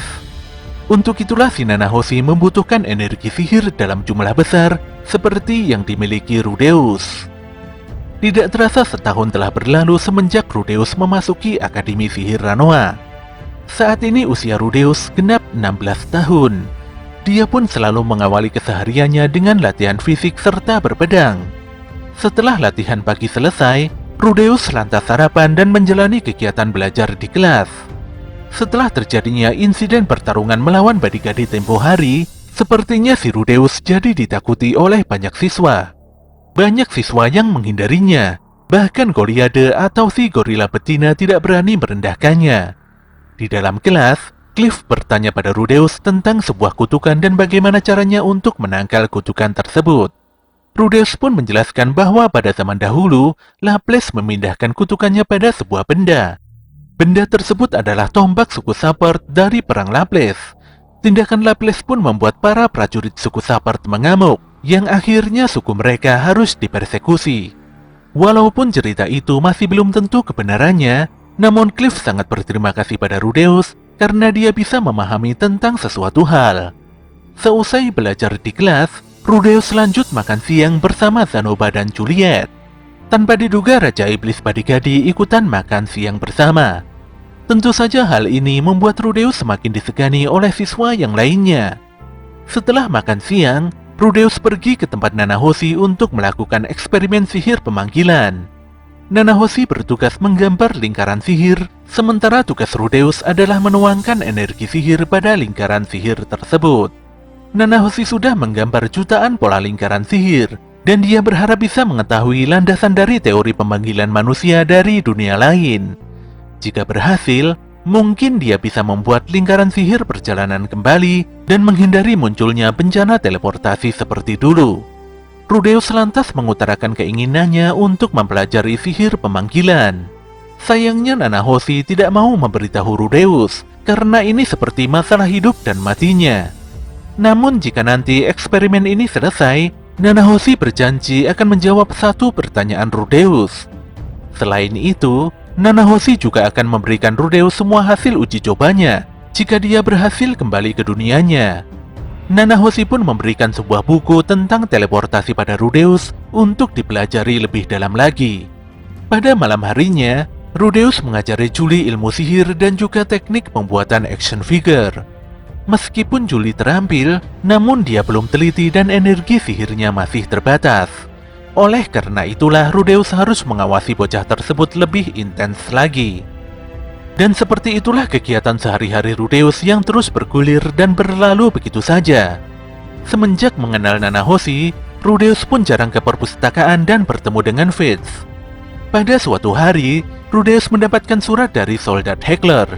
Nampaknya si soldat harus menghadiri sebuah pertemuan penting. Dia lantas mengajak Rudeus untuk bertemu dan makan santai bersama. Pertemuan dengan step leader merupakan reuni yang sangat menyenangkan bagi semua orang. Soldat dan Rudeus mengingat kembali tentang perjuangan di masa lalu, di mana petualangan kala itu benar-benar sangat mendebarkan dan menyenangkan. Sayangnya si soldat tidak bisa menemani Rudeus makan lebih lama lagi karena pertemuannya masih berlanjut. Dia pun berpamitan pada Rudeus dan berjanji untuk ngopi-ngopi bersama lagi suatu hari nanti. Dalam perjalanan kembali ke akademi, tanpa sengaja Rudeus berjumpa dengan Fitz dan Luke. Rudeus pun basa-basi dan langsung menyapa keduanya. Namun dia mulai bingung karena Fitz tidak menanggapinya. Sambil melindungi Fitz, Luke sangat jelas menunjukkan ekspresi tidak senang jika Rudeus terlalu dekat pada Fitz. Luke beralasan bahwa Fitz dilarang berbicara saat mengawal Putri Ariel. Dia lantas meminta Rudeus menjauh dan memahami kondisinya saat ini. Tentu saja Rudeus langsung pergi. Namun dia hanya tidak menyangka mengapa hatinya bisa sakit begitu luar biasa ketika Fitz menghindarinya.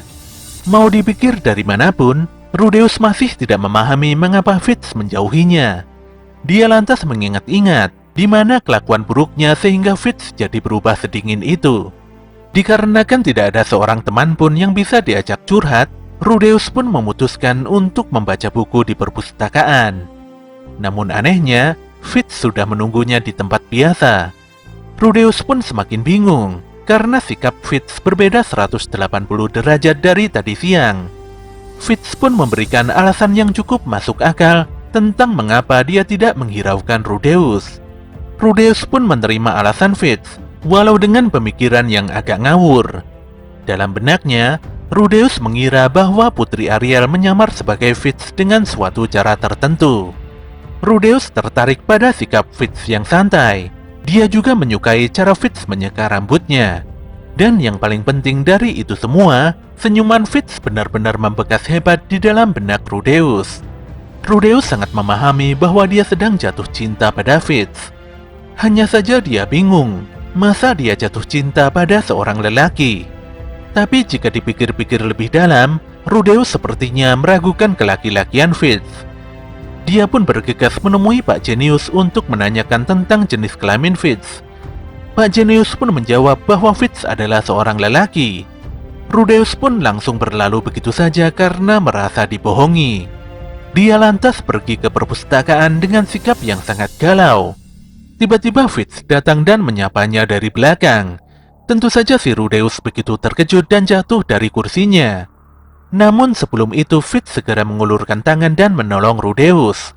Keduanya pun jatuh di lantai bersama. Dan disinilah Rudeus sadar bahwa Fitz adalah seorang perempuan. Tentu saja Fitz langsung menyangkalnya. Dia lantas pergi dan berlalu sambil mengatakan bahwa dirinya adalah seorang lelaki. Bagi Rudeus, hal ini adalah sesuatu yang sangat positif.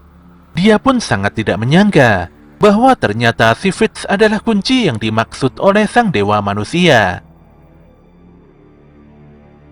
Walau beberapa hari telah berlalu, namun si Rudeus malah tidak bisa tidur karena sibuk memikirkan Fitz. Pagi itu dia bertemu dengan Locke, dan Locke langsung mengajaknya bicara serius tentang Fitz. Rudeus pun menarik diri dan menyatakan bahwa dirinya benar-benar tidak tahu tentang identitas Fitz yang sebenarnya. Selain itu, Rudeus tidak ingin menjadikan Locke musuhnya. Apalagi di sini dia telah memutuskan hubungan dengan keluarga Boreas ataupun keluarga Notos. Rudeus pun langsung berlalu meninggalkan Locke. Saat dia memutuskan untuk tidak mendekati Fitz, disitulah hatinya benar-benar merasa pedih. Di pagi itu juga Putri Ariel menyidang Fitz tentang berbagai rumor tak lazim yang terjadi beberapa hari sebelumnya. Salah satunya adalah Fitz yang terjatuh bersama Rudeus di perpustakaan dan menyatakan dirinya adalah seorang laki-laki. Walau Rudeus telah mengetahui bahwa Fitz perempuan, namun hingga saat ini dia memutuskan untuk merahasiakan hal tersebut.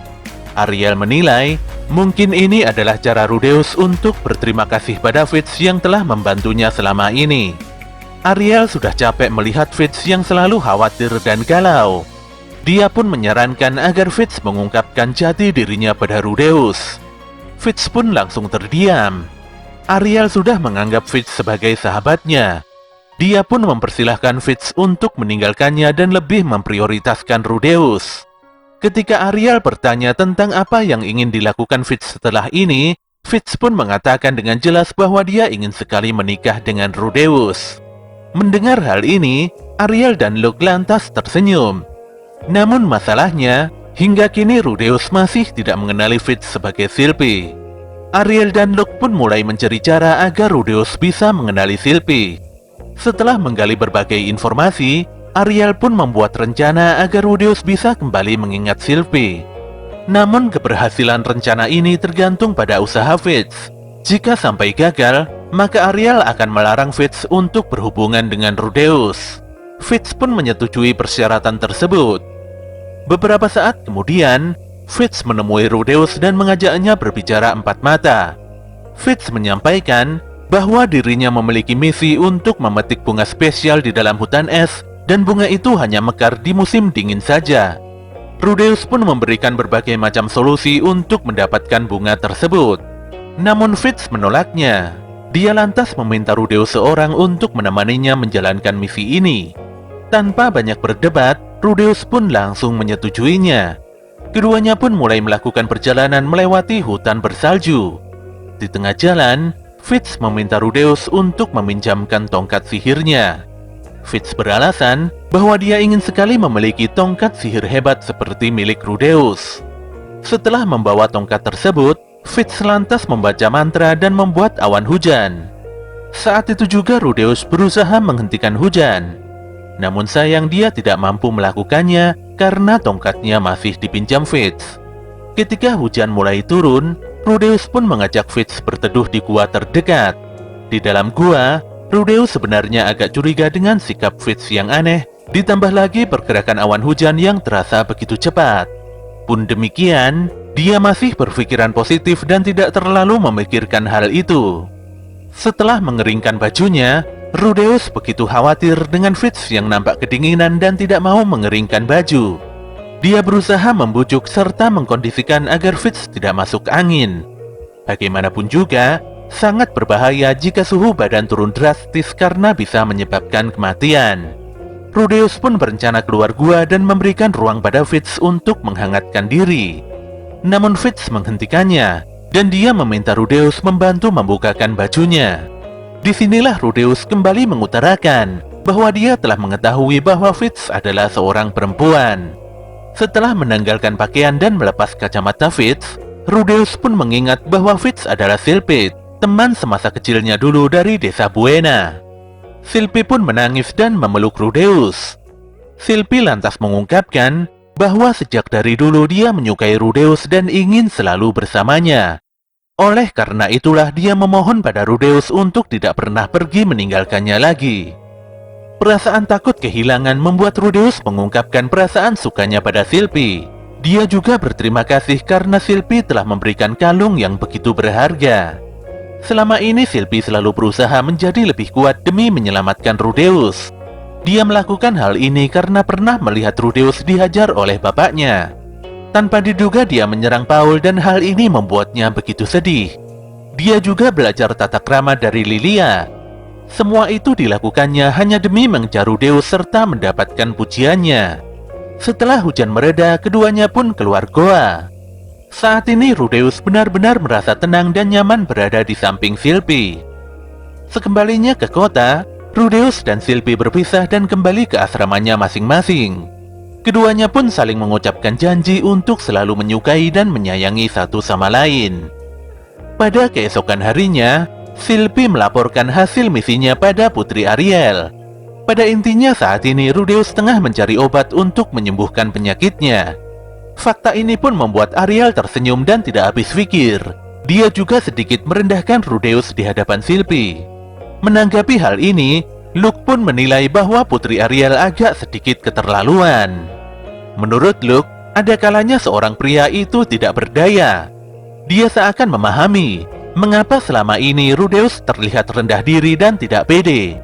Merasa agak kelewatan, Ariel pun langsung meminta maaf pada Luke dan Sylphie. Sylphie ingin Rudeus sembuh, dan dia bertekad akan melakukan apapun untuk menolong Rudeus. Melihat keseriusan Sylphie, Luke pun pamit pergi keluar untuk mengambil sesuatu di kamarnya. Sesaat kemudian, dia kembali dengan membawa sebuah obat yang ampuh untuk meningkatkan vitalitas dan stamina lelaki. Dengan kata lain, obat ini bisa menyembuhkan penyakit Rudeus. Dahulu obat ini diproduksi di wilayah Vitoa. Metode pembuatan dan pabrik produksinya langsung lenyap seketika bersamaan dengan bencana teleportasi. Hal inilah yang membuat obat ini harganya sangat mahal. Saat ini harga satu botolnya dibanderol dengan harga lebih dari 100 koin emas. Sebenarnya Luke bermaksud menjual obat itu dalam keadaan genting sebagai dana darurat. Namun dia memberikannya pada Sylphie secara gratis. Tentu saja Sylphie benar-benar sangat berterima kasih dan tidak tahu bagaimana cara membalas kebaikan Luke. Luke pun tidak mengapa, apalagi Sylphie telah menyelamatkan nyawanya berulang kali. Tidak ingin kalah, Putri Ariel juga membantu Sylphie dengan memberikan 2 koin emas yang merupakan uang saku bulanannya. Sylphie pun sangat berterima kasih atas kebaikan hati Putri Ariel. Pada malam harinya, Sylphie bertandang ke kamar Rudeus. Sylphie terlihat membawa minuman untuk merayakan pertemuannya dengan Rudeus. Mereka pun saling bercengkerama sambil mengingat kenangan-kenangan indah menyenangkan di masa lalu. Saat itu di tengah percakapan, Sylphie memberikan obat pemberian Luke pada Rudeus. Sylphie yakin obat tersebut bisa menyembuhkan penyakit yang diderita Rudeus selama ini. Tanpa banyak bertanya, Rudeus langsung menenggak obat itu dari botolnya. Dan entah mengapa suasana saat itu jadi gelap dan begitu panas. Pada keesokan harinya, Rudeus nampak terbangun dan merasakan sedikit sakit kepala. Setelah terdiam cukup lama, Rudeus nampak sedih menyadari Sylvie pergi bertugas mengawal Putri Ariel. Bagaimana tidak, sebelumnya dia pernah merasakan patah hati luar biasa saat Eris pergi meninggalkannya. Namun tanpa disangka Sylvie kembali kepadanya. Sylvie tersenyum seraya menyampaikan bahwa dia pergi untuk berterima kasih pada Ariel dan Luke atas bantuannya kemarin. Ariel dan Luke begitu senang bisa membantu Sylvie. Untuk itu Sylvie meminta Rudeus agar nantinya menemui Putri Ariel. Saat itu juga tiba-tiba Rudeus langsung memeluk Sylvie. Dia nampak tidak kuasa menahan air matanya.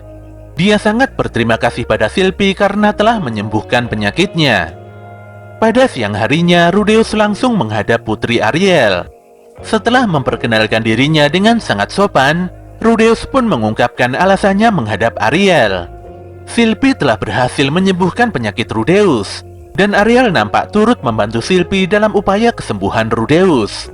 Oleh karena itulah, jika Ariel membutuhkan bantuan, maka Rudeus dengan senang hati akan membantunya. Sebenarnya Rudeus sangat menghindari konflik perebutan kekuasaan kerajaan Asura. Namun beda ceritanya jika Sylvie ikut terlibat dalam masalah tersebut.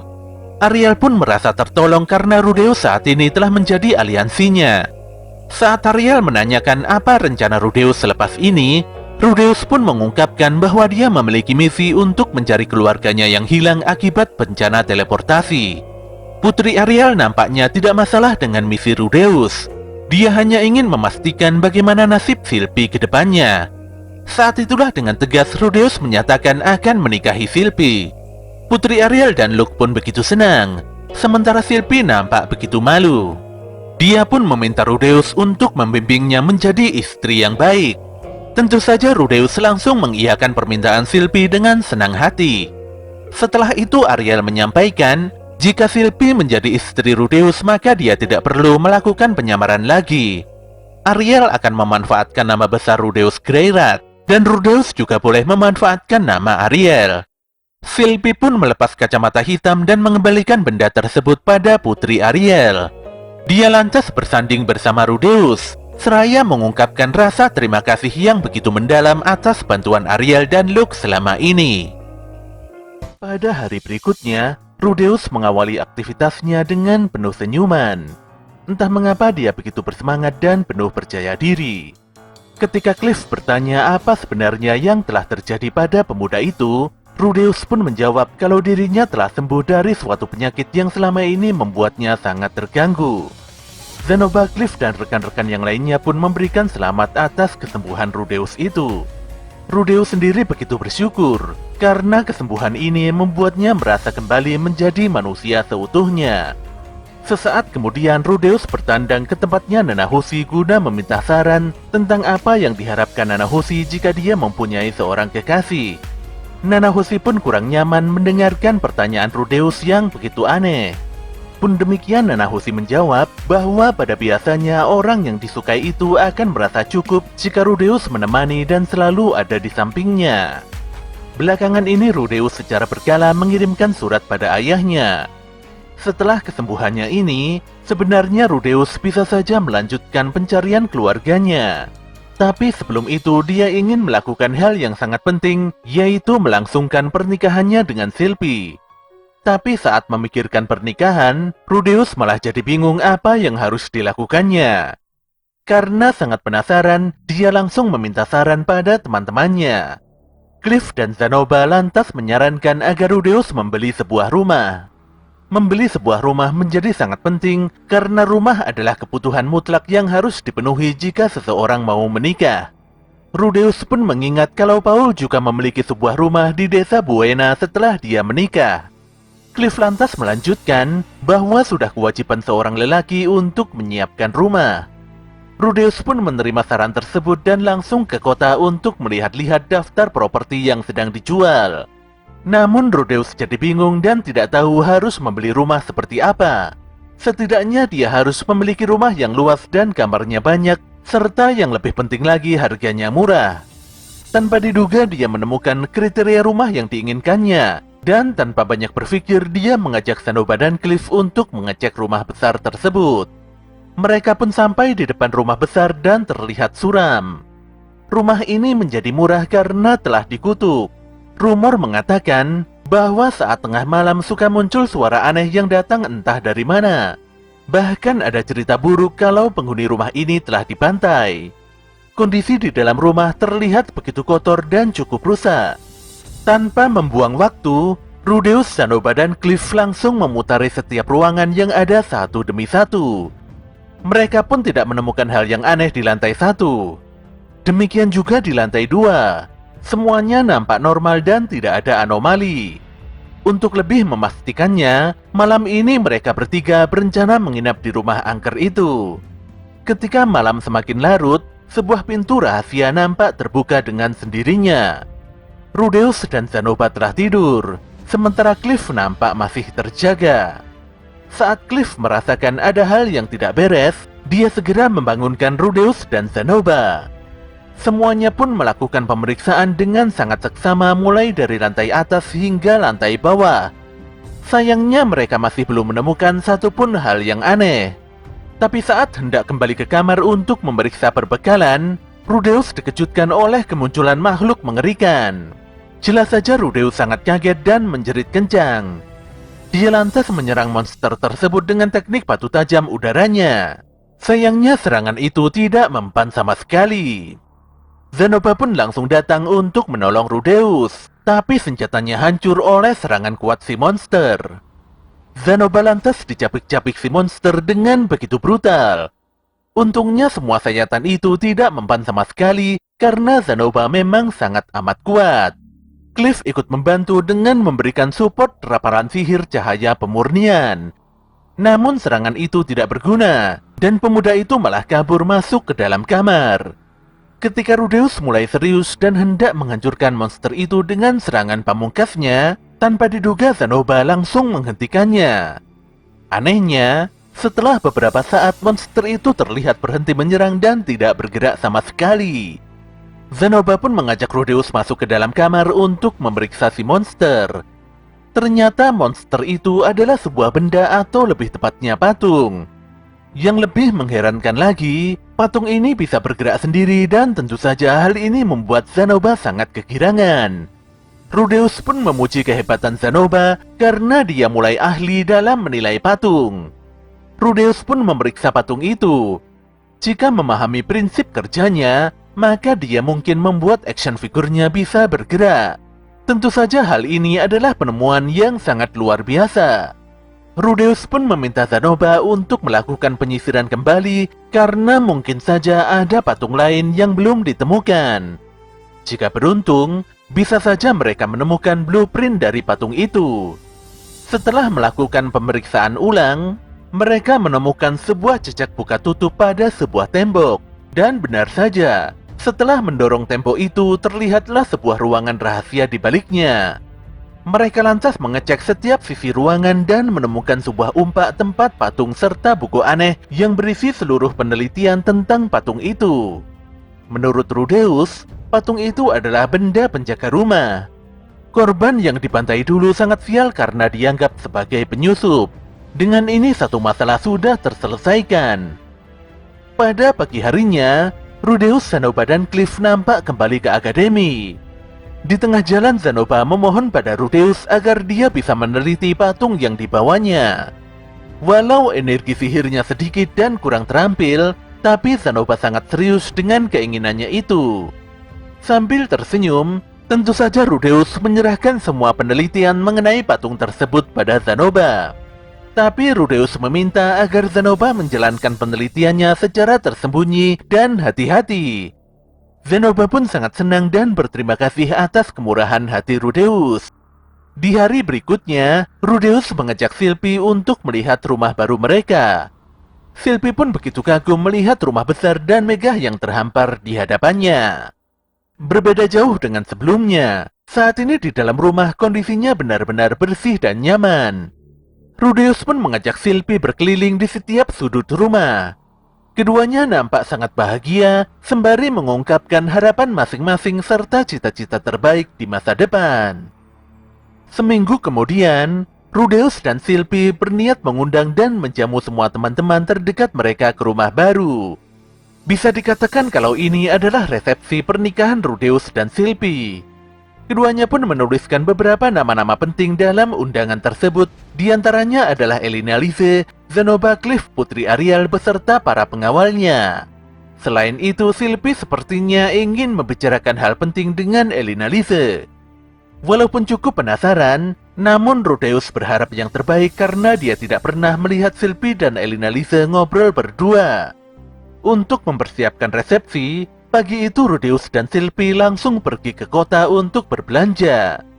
Namun sebelum berbelanja bahan makanan, Sylvie ingin membelikan sebuah jubah baru untuk Rudeus.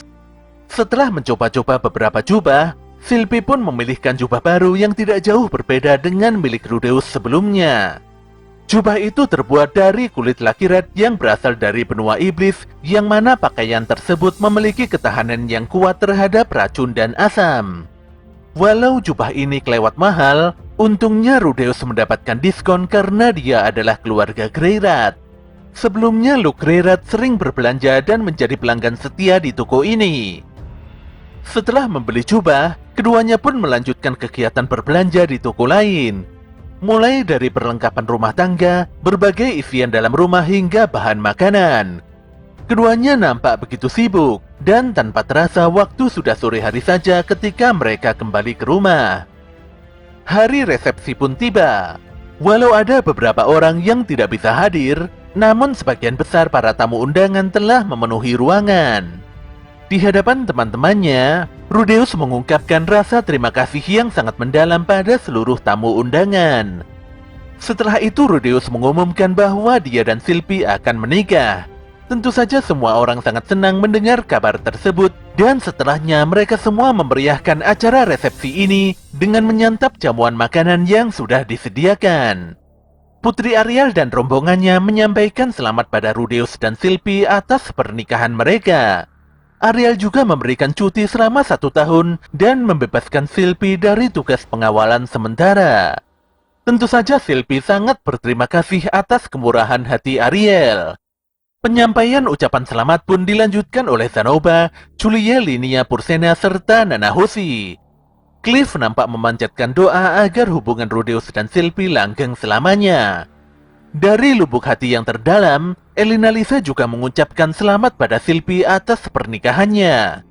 Tapi anehnya, wanita itu langsung menangis seketika di hadapan Sylvie.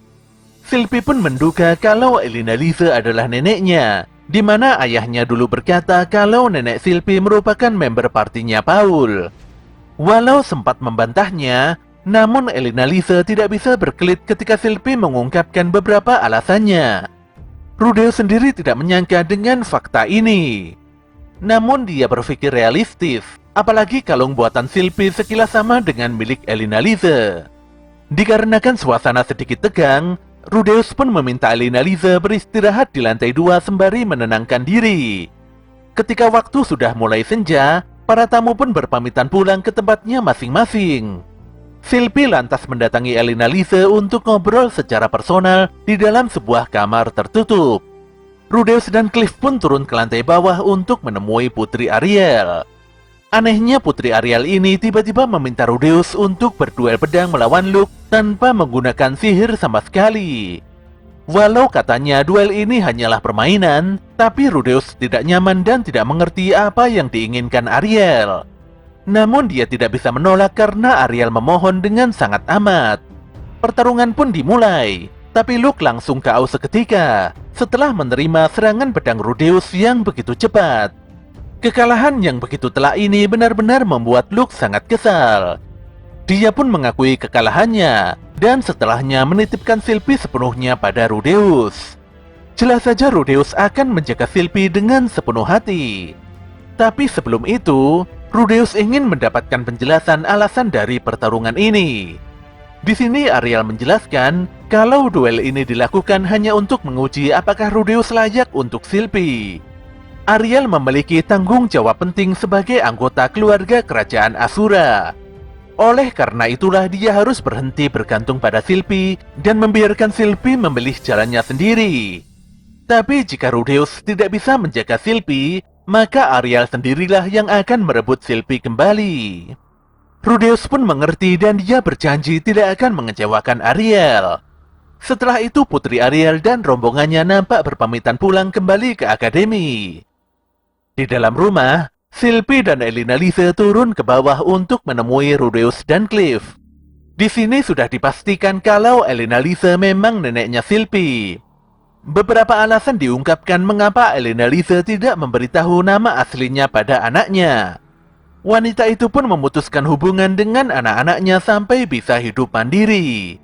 Namun perasaan Elina Lise langsung tumpah begitu saja ketika dia melihat Sylvie bahagia. Cliff lantas berkata pada Rudeus mengenai perasaannya pada Elina Lise.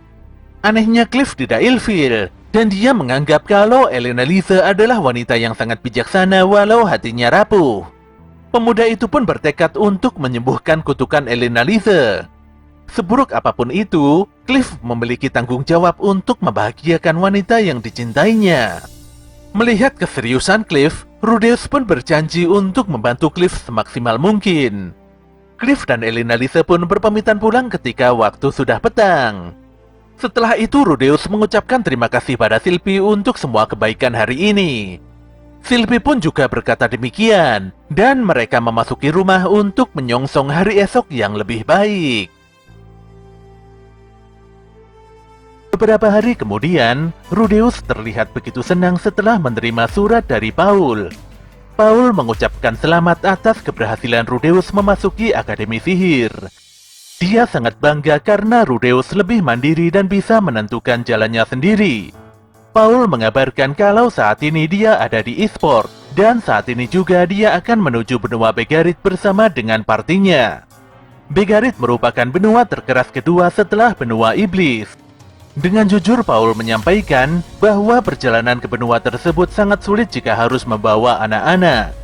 Disinilah muncul usulan dari semua orang agar Aiza dan Norn bisa dititipkan pada Rudeus. Sebenarnya Paul tidak ingin mengambil keputusan ini karena dia khawatir akan kehilangan keluarganya lagi. Namun Paul cukup lega setelah bertemu dengan seseorang yang sangat bisa diandalkan untuk mengantarkan Aiza dan Norn pada Rudeus. Apalagi Rudeus juga mengenal orang itu dengan sangat baik. Sejujurnya Paul merasa tidak enak menyerahkan semua urusan ini pada Rudeus. Namun dia tidak ada pilihan karena Zenith harus segera ditemukan. Rudeus pun pulang ke rumah dengan perasaan lega. Sebagai putra sulung dia memiliki kewajiban untuk menjalankan permintaan ayahnya. Tapi dia masih sangat penasaran mengenai siapakah sosok yang mengawal perjalanan Aiza dan Norn. Rudeus lantas menemui Sylvie dan menyampaikan isi surat dari Paul. Sylvie pun tidak masalah jika kedua adik Rudeus tinggal di rumah ini. Rudeus pun senang karena keberadaannya bisa lebih berguna untuk membantu keluarganya. Dia juga tidak menyangka kalau dirinya yang dulu merupakan seorang pengangguran tidak berguna, kini bisa memiliki tempat untuk pulang. Bisa makan bersama orang yang sangat dicintainya merupakan kebahagiaan yang sangat tidak ternilai. Di hari berikutnya, Rudeus menemui Nanahoshi di ruangannya. Nanahoshi nampak bersemangat setelah berhasil menyelesaikan lingkaran sihir dalam sebulan belakangan ini. Bagi Nanahoshi, ini adalah puncak pencapaiannya selama 2 tahun. Lingkaran sihir ini berfungsi untuk memanggil barang-barang dari dunia lain. Selain itu, Nanahoshi menjamin kalau benda sihir itu tidak akan menimbulkan bencana teleportasi seperti insiden sebelumnya. Nanahoshi pun meminta Rudeus untuk mengisi lingkaran sihir di hadapannya dengan energi sihir. Tapi saat Rudeus melepaskan banyak energi sihirnya, tanpa diduga kertas lingkaran sihir itu mengalami macet dan terbakar sebagian. Kegagalan ini pun membuat Nanahoshi menghela nafas panjang. Dia lantas mempersilahkan Rudeus pulang. Di sini Rudeus mengerti kalau Nanahoshi sangat stres dalam menjalani penelitiannya. Tapi dia cukup yakin kalau Nanahoshi pasti akan baik-baik saja. Namun keyakinannya ternyata salah besar. Sebelum melangkahkan kakinya lebih jauh, Rudeus sangat kaget mendengar cerita Nanahoshi di dalam ruang penelitiannya. Tentu saja Rudeus segera kembali untuk menolong. Nanahoshi nampak kesetanan dan menghancurkan seluruh isi ruangan. Dia meraung-raung karena sadar bahwa sulit baginya untuk kembali ke dunia asalnya. Walau Rudeus berhasil menenangkan Nanahoshi, tapi dia tidak bisa berbuat apa-apa. Dia pun memohon agar Nanahoshi tidak terlalu memaksakan diri dan segera beristirahat. Dengan bantuan Zanoba, Rudeus langsung menggendong Nanahoshi menuju UKS. Di dalam ruangan UKS, Zanoba menyadari kalau Nanahoshi melakukan penelitian lingkaran sihir karena terpaksa. Oleh karena itulah gadis itu sangat kesal menyadari penelitiannya gagal. Setelah berunding dengan Silpy, untuk sementara Nanahoshi akan tinggal dan dirawat secara intens di rumahnya Rudeus. Rudeus pun meminta tolong pada Zanoba untuk membawa Nanahoshi ke rumahnya. Hingga malam menjelang, Nanahoshi masih saja tertidur pulas karena sangat kelelahan. Untuk berjaga-jaga, Silpy telah memberikan sihir penyembuhannya. Di lantai bawah, Zanoba dan Julie mengungkapkan kekhawatirannya pada Rudeus. Menurut Zanoba, raut muka Rudeus tidak ada bedanya dengan Nanahoshi. Rudeus pun berkata bahwa dia memiliki kenangan berat di masa lalu. Kala itu Rudeus tidak berdaya dan selalu menutup diri layaknya Nanahoshi. Walau tidak bisa memahaminya, tapi Zanoba akan selalu membantu Rudeus dengan seluruh kekuatannya. Pada esok harinya, kondisi Nanahoshi masih belum begitu baik. Rudeus pun jadi pasrah karena Nanahoshi tidak mau merespon apapun.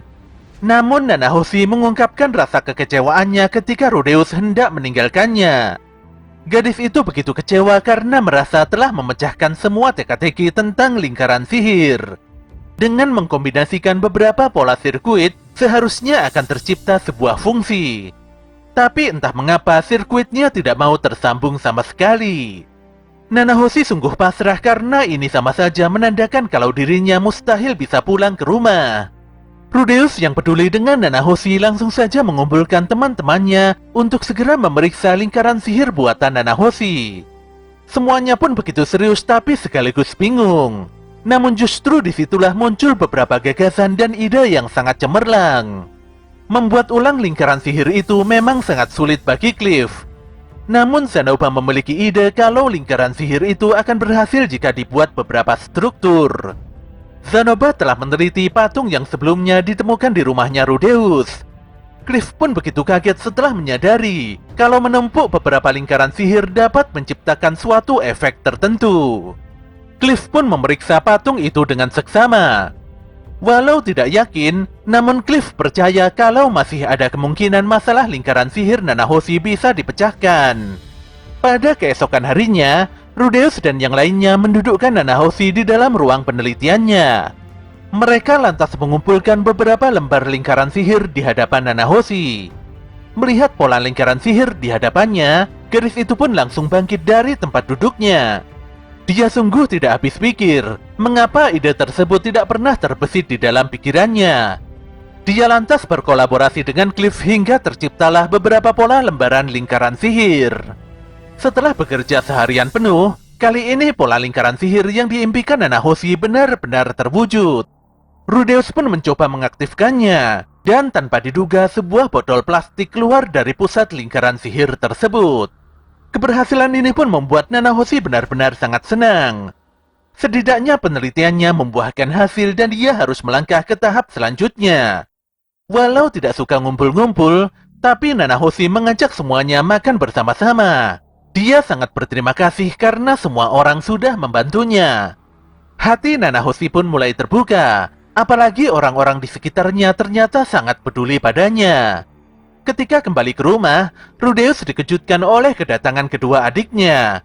Tapi yang lebih mengagetkan lagi, ternyata sosok yang mengawal kedua adiknya tersebut adalah Ruijerd Superdia. Dikarenakan lama tidak berjumpa, Rudeus dan Ruijerd pun ngobrol panjang lebar. Rudeus sangat berterima kasih karena Ruijerd sudah mengawal kedua adiknya. Ruijerd sendiri tidak mengapa, karena melindungi anak-anak adalah hal yang wajar dilakukan oleh semua orang. Di dalam hatinya, Rudeus tidak menyangka kalau orang yang dimaksud Paul adalah si Ruijerd. Dia pun sangat lega, karena Ruijerd adalah pria yang sangat handal.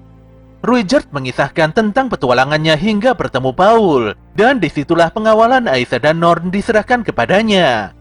Di tengah percakapan, Ruijerd menanyakan bagaimana keadaan Eris. Tentu saja Rudeus menyampaikan bahwa hubungannya dengan Eris benar-benar sangat kompleks. Eris merasa tidak cocok dengan Rudeus dan pergi berpetualang sendiri. Pun demikian, Ruijerd begitu yakin kalau Eris tidak membenci Rudeus. Eris adalah gadis yang tidak pandai berkata-kata.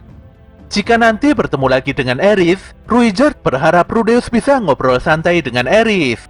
Ruijerd pun menyampaikan bahwa besok dia harus pergi meninggalkan kediaman Rudeus. Jelas saja hal ini membuat Rudeus merasa sedih. Pada esok paginya, Rudeus dibuat kaget karena Badigadi menghalangi jalan Ruijerd. Untungnya Badigadi segera pergi setelah melihat Rudeus. Wajah Ruijerd pun begitu tegang. Bagaimanapun juga, suku Saper dan klan Iblis telah hidup dari masa Perang Lapis. Keduanya pasti memiliki banyak masalah dari waktu itu. Ruijerd pun meminta Rudeus tidak cemas karena dia tidak memiliki niat untuk berduel melawan Badi. Setelah sarapan pagi, Ruijerd lantas berpamitan pergi. Aisyah berterima kasih atas segala kebaikan Ruijerd. Tapi anehnya si Norn malah menangis dan ingin pergi mengikuti Ruijerd. Ruijerd pun menasehati Norn untuk selalu bergantung pada Rudeus.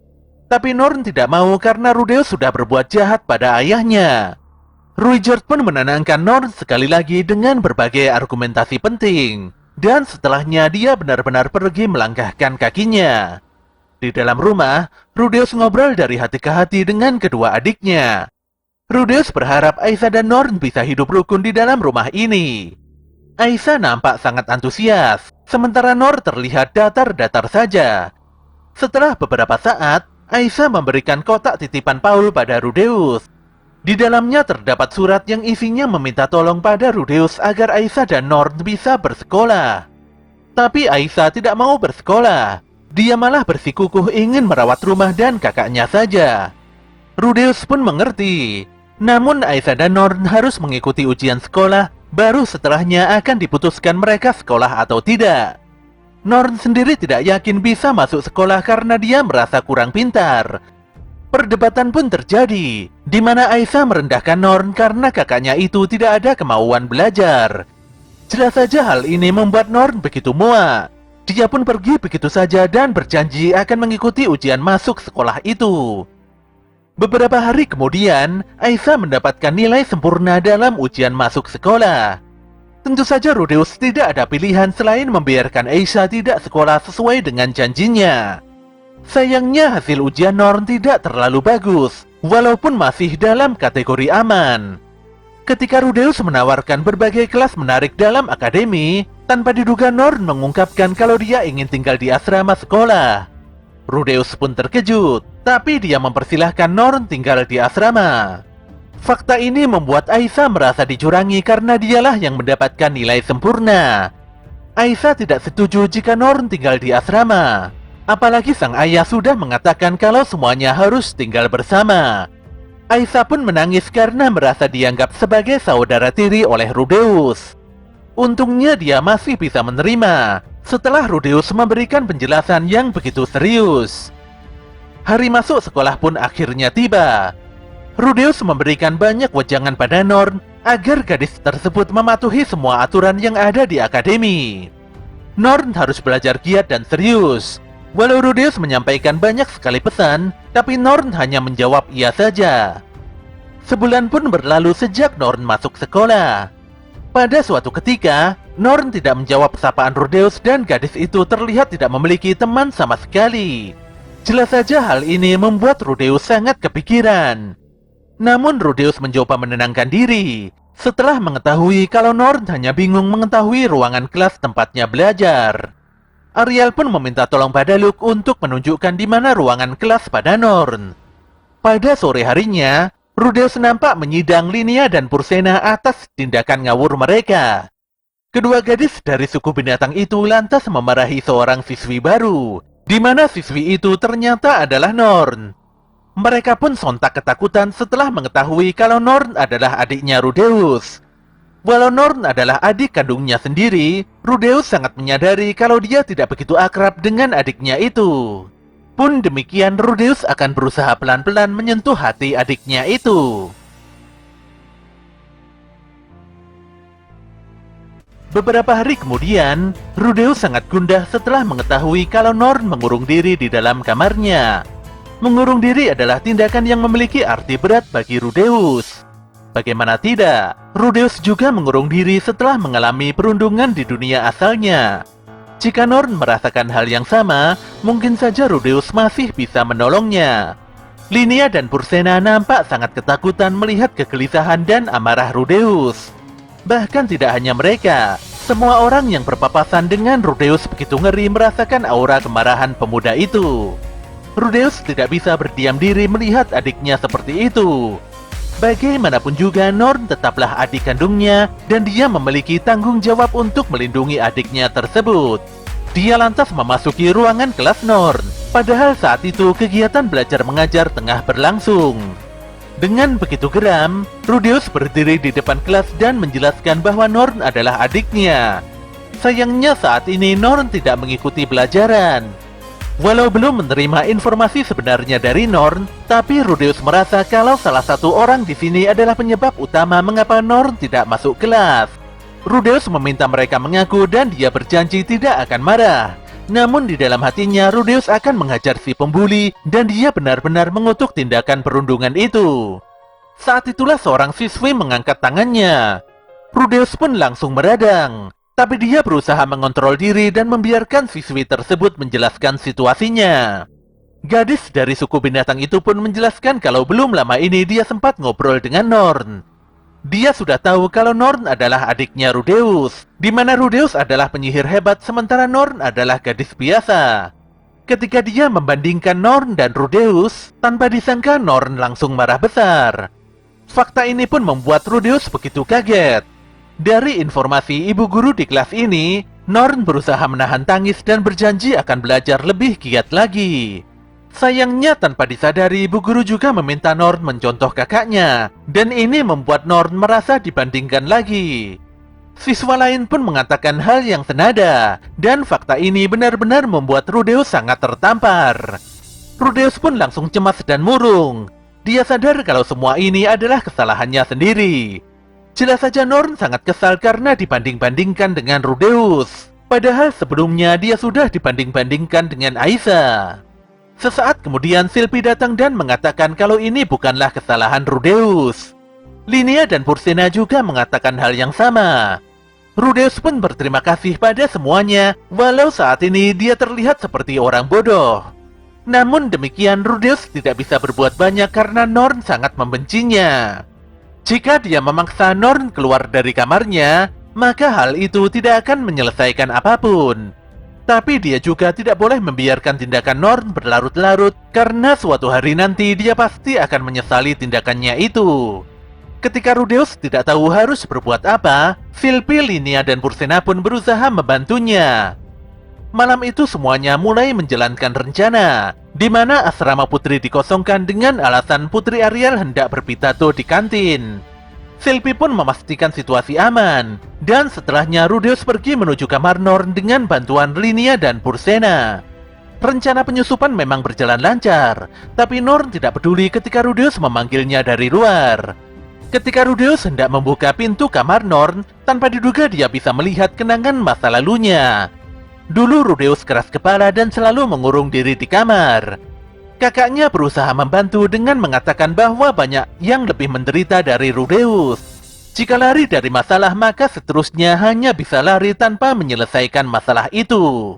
Sang kakak pun tidak mempermasalahkan jika Rudeus tidak sekolah, tapi setidaknya dia ingin mengajak Rudeus untuk makan bersama. Sayangnya Rudeus tidak peduli dan mengabaikan kakaknya. Rudeus lantas melontarkan kata-kata tidak pantas yang intinya membuat kakaknya itu tidak mungkin bisa memahami perasaannya. Sang kakak pun akhirnya pergi, dan sejak saat itu Rudeus tidak pernah lagi berinteraksi dengannya. Kini Rudeus paham betul bagaimana perasaan kakaknya itu. Jika dia mundur sekarang, mungkin Norn tidak mungkin bisa ditolong. Norn sendiri menganggap Rudeus sebagai sosok yang seram. Ketika pertama kali bertemu, dia melihat Rudeus memukuli ayahnya habis-habisan. Ayah yang selalu berjuang dan menyayanginya dengan sepenuh hati. Norn tidak sudi mengakui orang yang tega melukai ayahnya itu sebagai keluarganya. Sejak saat itulah Norn sangat membenci Rudeus. Saat datang ke kota ini, Norn melihat Rudeus nampak bahagia bersama istrinya. Padahal saat ini ayahnya sedang pontang-panting mencari keberadaan ibunya. Pun demikian, Norn tidak boleh membuat Rudeus marah. Dia takut diusir dan tidak ada seorang pun yang menyayanginya di tempat ini. Anehnya, sang ayah selalu meminta Norn untuk memaafkan Rudeus. Saat masih kecil, Norn tidak memahami maksud ayahnya. Namun saat ini dia mulai mengerti, dan mungkin saja Rudeus tidak seburuk apa yang dipikirkannya. Selain itu, Ruijerd juga memberikan banyak masukan agar Norn bisa berbaikan dengan Rudeus. Norn memang tidak mengetahui apapun tentang Rudeus, tapi Ruijerd meyakinkan bahwa Rudeus adalah sosok yang hebat dan layak dihormati. Ketika Norn hendak menyapa Rudeus, tanpa diduga kakaknya itu menyapanya duluan. Rudeus meminta maaf karena Norn selalu tersiksa sejak datang ke sini. Rudeus sangat sadar kalau semua masalah ini bersumber darinya. Walau demikian, Rudeus tidak tahu harus berbuat apa. Norn pun perlahan membuka tirai penutup ranjangnya, dan tanpa disangka dia mendapati sosok ayahnya di dalam bayangan Rudeus. Rudeus pun memalingkan wajahnya, tapi dia bertekad tidak akan pernah menghilang dan selalu ada untuk Norn. Rudeus lantas berjanji untuk memperhatikan Norn lebih baik lagi. Seketika itu juga mata Norn nampak berkaca-kaca, dan dia langsung menangis histeris di pelukan Rudeus. Kini Norn sangat yakin kalau kakaknya itu tidak mungkin mengecewakan keluarganya. Suasana keesokan harinya terlihat benar-benar berbeda. Norn mulai tersenyum dan membalas sapaan Rudeus walau masih sedikit kaku. Keduanya bahkan saling berdiskusi dan membahas masalah tentang Ruijerd. Sebenarnya belakangan ini Rudeus ingin menulis buku yang mengupas tuntas masa lalu suku Sapper. Setidaknya dia ingin menunjukkan pada dunia bahwa suku Sapper tidaklah seburuk yang dibayangkan. Sayangnya Rudeus kekurangan ide dan bingung bagaimana cara penulisannya. Berbagai rencana telah terkumpul di kepalanya, tapi semua upayanya itu nampaknya tidak membuahkan hasil. Rudeus pun mengungkapkan permasalahan ini pada Norn, dan tentu saja Norn langsung mengajukan diri untuk membantu. Pun demikian, Rudeus tetap meminta Norn untuk fokus dan lebih mengedepankan belajarnya. Pada suatu malam, Rudeus memberikan sebuah penawaran pada Aisa. Rudeus merasa khawatir melihat adiknya itu kelelahan dalam bekerja. Tanpa basa-basi, Aisa langsung meminta pada Rudeus untuk dibayar atas kerja kerasnya selama ini. Rudeus pun menemani Aisa membelanjakan uang gajinya di kota. Aisa lantas membeli beberapa pot untuk menanam benih bunga yang dikumpulkannya dalam perjalanan. Dia juga membeli selembar kain gorden sembari menjual nama kakaknya untuk meminta potongan harga pada Pak Penjual. Mendengar nama Rudeus Greyrat yang telah diakui oleh Putri Ariel dari Kerajaan Ashura, Pak Penjual pun jadi luluh dan benar-benar memberikannya diskon. Sekembalinya di rumah, Aisa lantas memasang gorden tersebut di kamarnya. Pada keesokan harinya, Rudeus pergi ke tempatnya Nanahoshi. Nanahoshi nampak serius memikirkan kriteria untuk memanggil benda organik dari dunia asalnya. Kriteria ini harus sangat spesifik agar memberikan hasil yang memuaskan. Jika cara ini berhasil, mungkin saja Nanahoshi bisa kembali ke Jepang dengan selamat. Gadis itu pun berjanji memberikan hadiah besar pada Rudeus jika rencana ini berjalan sukses. Sementara itu, Zanoba berhasil membuat action figure dengan caranya sendiri. Dia pun memberikan hadiah figur tersebut pada juri hingga membuat gadis kecil itu begitu senang. Beberapa saat kemudian, Rudeus mendatangi Cliff di akademi. Keduanya terlihat serius membahas bagaimana caranya meringankan gejala kutukan yang diderita Elinalise. Kehidupan Rudeus pun berjalan dengan begitu nyaman. Pemuda itu bisa meluangkan waktunya untuk berolahraga, berlatih pedang, serta selalu membersamai orang-orang yang dicintainya. Keluarga dan teman-temannya benar-benar begitu baik dan peduli. Ini adalah hal yang sangat berharga dan tidak bisa didapatkannya pada kehidupannya yang lalu. Kebahagiaan Rudeus pun semakin tidak terbendung setelah dia mengetahui kalau istrinya tengah mengandung. Dia pun berterima kasih dan memeluk istrinya dengan begitu erat. Saking bahagianya, Rudeus bahkan tidak kuasa menahan air matanya. Pada malam harinya, Norn mengucapkan selamat atas kehamilan Sylvie. Aisa lantas menjelaskan bahwa Putri Ariel meminta Sylvie untuk libur atau mengambil cuti setidaknya 2 tahun ke depan. Elinalise pun menawarkan diri untuk menggantikan posisi Sylvie dalam mengawal Putri Ariel. Semuanya lantas makan bersama dalam balutan suasana yang begitu hangat. Rudeus pun bercita-cita bahwa pada suatu hari nanti seluruh keluarganya bisa duduk dan berkumpul makan bersama di dalam rumah besarnya ini. Namun esok harinya Rudeus nampak tersentak setelah menerima surat dari Gis bahwa Paul meminta bantuan karena begitu kesulitan dalam menyelamatkan Zenith. Scene pun berpindah ke alam mimpi, di mana Rudeus berjumpa kembali dengan Dewa Manusia. Tentu saja Rudeus langsung bertanya pada sang dewa tentang apa maksud dari suratnya Gis. Sebelumnya Dewa Manusia sudah mengingatkan kalau Rudeus akan menyesal jika memaksa pergi ke benua Begarit. Bahkan hingga saat ini peringatan itu tidak pernah berubah. Faktanya, hingga saat ini Rudeus selalu saja bahagia dan tidak pernah mengalami nasib buruk. Rudeus mengalami perkembangan yang baik, sembuh dari penyakit buruk, menjadi dekat dengan adik-adiknya, ditambah lagi dia bisa menikah dan akan memiliki momongan. Pun demikian, Rudeus merasa kalau Dewa Manusia telah menipunya agar tidak berangkat menuju benua Begarit. Rudeus merasa harus melakukan sesuatu karena keluarganya sedang dalam bahaya. Walau sudah memohon-mohon, namun Dewa Manusia tetap tidak mau membeberkan alasannya mengapa Rudeus tidak boleh pergi ke Begarit. Setidaknya Rudeus tidak ingin menyesal dan memiliki pertimbangan sebelum melangkah lebih jauh. Namun sang dewa kembali mengingatkan bagaimana nasib anak Rudeus jika dia memaksa pergi. Hal ini pun membuat Rudeus serba salah dan sulit mengambil keputusan. Apapun pilihannya, pada akhirnya Rudeus akan tetap menyesali setiap keputusannya. Sang dewa pun tetap ngotot agar Rudeus tidak memaksakan diri menuju Begarit. Akhirnya Rudeus mengalah dan akan menuruti saran sang dewa. Rudeus pun terbangun dari mimpinya. Dia pun merasa kalau omongan Dewa Manusia memang ada benarnya. Sekeras apapun berpikir, Rudeus tidak bisa mendapatkan jawaban yang pasti. Sylvie menyadari kalau suaminya tidak tenang karena surat dari Gis. Namun Sylvie meminta agar Rudeus tidak terlalu banyak pikiran, apalagi kedua adik-adiknya juga tidak tenang karena khawatir dengan keadaan Paul. Namun Rudeus telah memutuskan kalau dia akan tetap di sini menemani Sylvie apapun yang terjadi. Walau hari terus bergulir, namun Rudeus tidak bisa berhenti memikirkan surat dari Gis. Elina Lisa pun menenangkan Rudeus dan bahkan dengan serius dia menawarkan diri menggantikan Rudeus untuk menolong Paul. Sementara itu Zanoba begitu yakin kalau Rudeus bisa menyelesaikan persoalan ini dan kembali dengan cepat. Zanoba berharap agar Rudeus bisa memutuskan sendiri langkah apa yang harus ditempuh saat ini.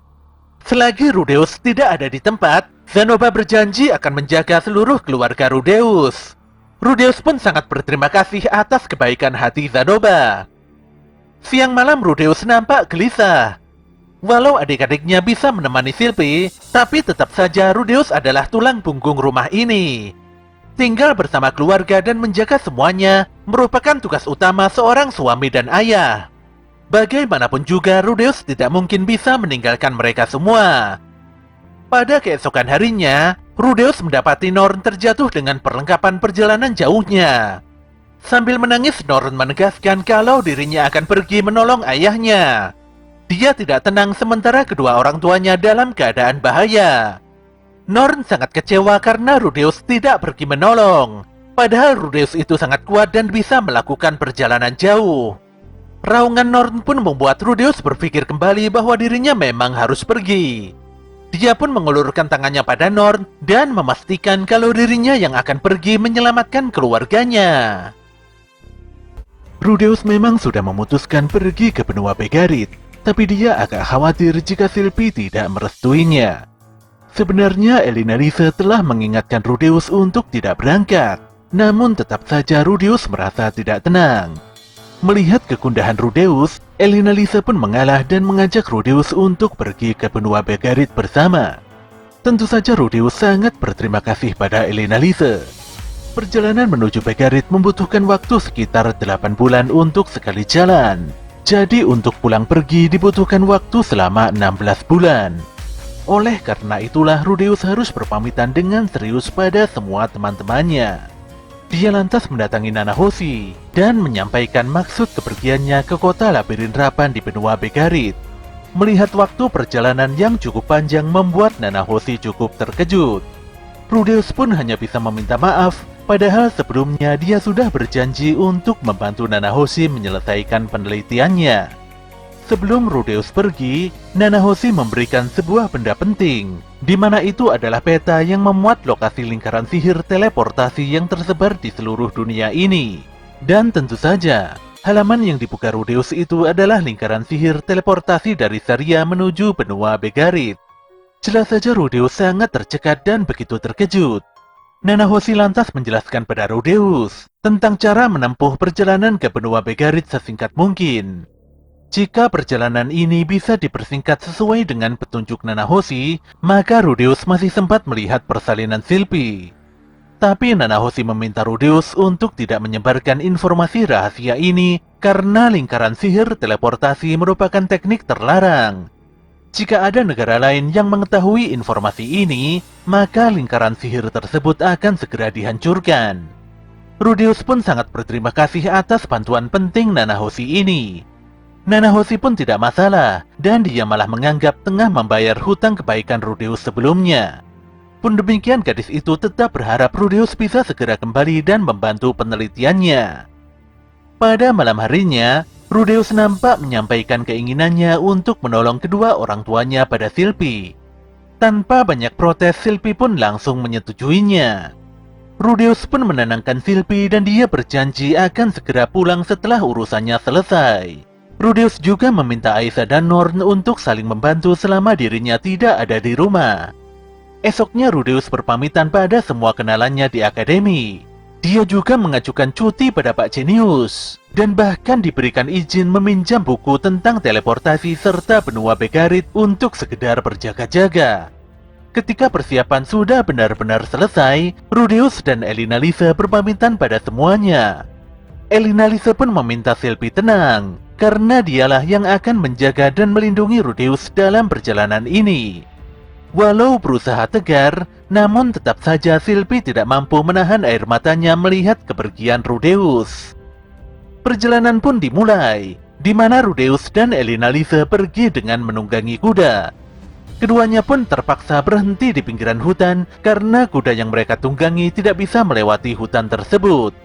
Ketika telah memasuki hutan yang cukup dalam, Elina Lisa menemukan sebuah monumen batu sesuai informasi dari Nanahoshi.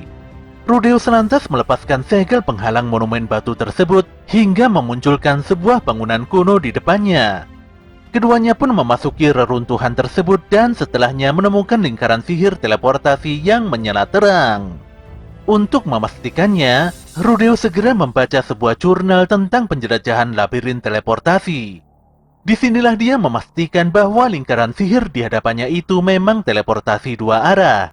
Rudeus dan Elina Lisa pun menginjak lingkaran sihir sambil berpegangan tangan satu sama lain. Saat itulah dalam sekejap mata keduanya langsung berpindah di tempat yang sangat berbeda.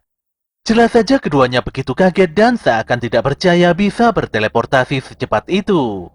Elina Lisa bahkan kembali berteleportasi untuk memastikan bahwa lingkaran sihir itu berfungsi. Setelah itu keduanya pun keluar dari reruntuhan dan kini mereka meyakini bahwa tempat ini adalah benua Begarit.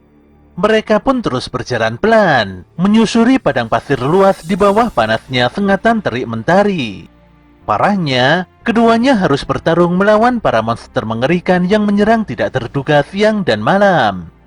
Setelah itu keduanya pun kembali melanjutkan perjalanan dan dengan usaha ekstra keras akhirnya mereka benar-benar sampai di kota Labirindrapan. Setelah melangkahkan kakinya di kota Labirindrapan, Rudeus kembali fokus untuk segera menemukan rombongan ayahnya. Untuk itulah Elina Lisa menyarankan agar Rudeus segera pergi menuju markas Guild Petualang. Sesampainya di Guild Petualang, tanpa disangka Rudeus dan Elina Lisa langsung bertemu dengan Gish. Gish terlihat sibuk memujuk para petualang lain untuk membantunya. Ketika menyadari kehadiran Rudeus dan Elina Lisa, Gish sungguh tidak menyangka kalau keduanya bisa datang secepat ini. Elina Lisa sendiri tidak ingin berbasa-basi dan dia langsung menanyakan bagaimana kondisi Zenith. Gish pun mengungkapkan kalau kondisi saat ini sangatlah buruk. Walau sudah lama tidak bertemu Rudeus, Gish mengakui kalau saat ini bukanlah waktu yang tepat untuk mengenang masa lalunya bersama Rudeus. Dia pun segera bergegas untuk mengantarkan Rudeus dan Elina Lisa ke tempatnya Paul. Sebelum menemui Paul, Gis mengingatkan pada Rudeus dan Elinalise bahwa kondisi Paul saat ini begitu buruk. Jadi untuk saat ini, Gis berharap agar Rudeus dan Elinalise tidak banyak berulah di depan Paul. Paul pun nampak linglung mendapati sosok Rudeus berdiri di hadapannya. Dia merasa bermimpi karena sudah lama sekali tidak bertemu dengan putra pertamanya itu. Paul pun segera memeluk Rudeus dan meminta maaf. Sebagai seorang ayah, dia merasa sangat payah karena tidak bisa menyelamatkan Zenith. Dia juga tidak bisa mewariskan apa-apa pada Rudeus. Rudeus sendiri begitu bersyukur bisa datang. Jika keadaan Paul seburuk ini, kehadiran Rudeus pasti akan sangat membantu. Rudeus pun meyakinkan ayahnya bahwa semuanya pasti akan baik-baik saja. Melihat Rudeus yang berpikiran dewasa dan hendak memiliki seorang putra, jelas saja membuat Paul sangat terharu. Dia pun meneteskan air matanya seraya mengungkapkan harapan-harapan besarnya. Setelah itu Paul mendatangi Elinalise dan dia segera meminta maaf atas kesalahannya di masa lalu. Elinalise pun memaafkan Paul dan keduanya saling berjabat tangan tanda perdamaian. Paul sangat berterima kasih karena Rudeus dan Elinalise datang serta menjawab surat permintaan tolongnya.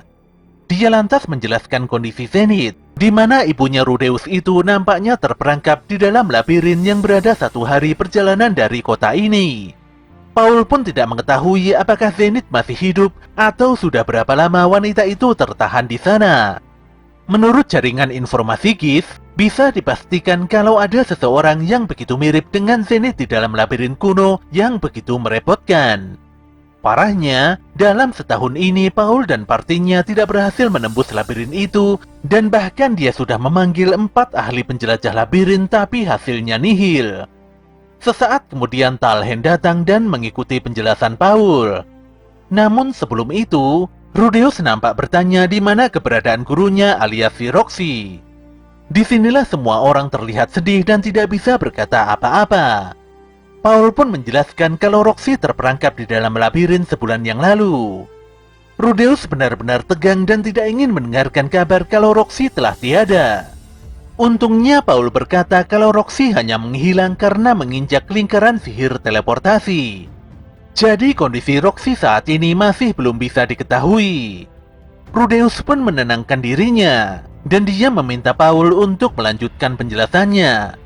Ternyata labirin yang dimaksud Paul adalah salah satu labirin terburuk dengan tingkat kesulitan S, yaitu labirin teleportasi. Rudeus pun segera mengambil buku yang dipinjamnya dari akademi, di mana nyatanya buku itu adalah catatan petualang yang sudah menelusuri labirin teleportasi hingga lantai terdalam.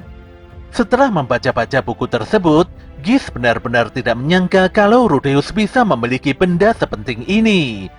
Jika informasi dari buku ini benar adanya, maka mereka semua bisa menaklukkan labirin hingga lantai 6. Hebatnya, hampir semua informasi yang dibutuhkan mereka tertulis lengkap di dalam buku itu. Hal ini pun membuat Paul sangat bersemangat. Setelah membaca buku itu, Paul lantas meminta semuanya untuk bersiap dan membuat formasi. Pada malam harinya, Lilia menanyakan bagaimana kondisi dan kabar Aisyah di Ranoa. Rudeus pun menjawab kalau Aisyah sangat rajin dan bisa diandalkan dalam menyelesaikan tugas rumah tangga. Sementara Paul bertanya dengan siapa Rudeus menikah. Rudeus pun menjawab kalau dia menikah dengan Silpi dari desa Buena. Ditambah lagi dia akan memiliki momongan dan menjadi seorang ayah. Paul pun cukup senang dan menepuk pundak Rudeus. Jika semua masalah selesai, mereka harus merayakan kebahagiaan ini dengan meriah bersama-sama. Rudeus pun sangat senang mendengar tanggapan Paul yang begitu menenangkan. Pada esok siangnya, semua orang tengah berkumpul di depan labirin. Tanpa membuang waktu, semuanya segera memasuki labirin sesuai dengan rencana yang telah ditetapkan. Beberapa saat kemudian, mereka tiba di ujung ruangan di mana para monster laba-laba menghalangi jalan menuju lingkaran sihir di lantai 2. Paul dan Elinalise pun bergerak bersama untuk mengalahkan para monster. Sebelum ikut membantu, Talhen mengingatkan Rudeus untuk tidak menggunakan sihir api serta menyerang langit-langit. Penggunaan sihir api sangat berbahaya karena bisa memicu rakun monoksida di seluruh ruangan. Sementara menyerang langit-langit hanya akan menghancurkan ruangan dungeon. Talhen lebih menyarankan Rudeus agar menggunakan sihir es saja. Paul dan Elinalise terus berusaha menghalau para monster dengan berbagai serangan fisik. Namun mereka sangat terbantu dengan serangan sihir es Rudeus yang begitu kuat. Setelah para monster dikalahkan, Gis pun membaca buku dan memilihkan jalan yang benar menuju lantai selanjutnya. Setelah mengalahkan beberapa monster yang menghadang, Paul lantas meminta semuanya untuk beristirahat sejenak. Di sini Rudeus terlihat sangat mengagumi Paul. Paul nampak serius tapi juga tenang. Sejak di lantai pertama, Paul selalu menanyakan secara intens bagaimana keadaan Rudeus. Saat berada di tengah perjalanan menuju lantai 3, langkah Rudeus tiba-tiba terhenti. Dia pun menepuk-nepuk dinding dungeon dan seakan merasakan hal yang sangat janggal di baliknya. Mati-matian melawan para monster. Walau sudah menghajar para monster dengan seluruh kekuatan terbaiknya, sayangnya para monster itu terus bermunculan di atas lingkaran sihir teleportasi. Jelas saja hal ini membuat Roxy sangat ketakutan dan kehilangan kewaspadaan. Parahnya, tongkat sihirnya malah terlepas karena serangan monster laba-laba. Gadis itu pun berharap dirinya tidak berakhir begitu saja di tempat ini. Roxy pun hanya bisa menutup kedua matanya ketika para monster itu semakin mendekat. Anehnya, ketika Roxy membuka matanya, situasi tiba-tiba berubah menjadi begitu hening. Seluruh monster yang tadinya beringas kini nampak mematung terselimuti es padat yang super kuat. Sedetik kemudian Rudeus muncul di hadapan Roxy. Dan kehadiran Rudeus itu benar-benar membuat Roxy terdiam sekaligus terpana.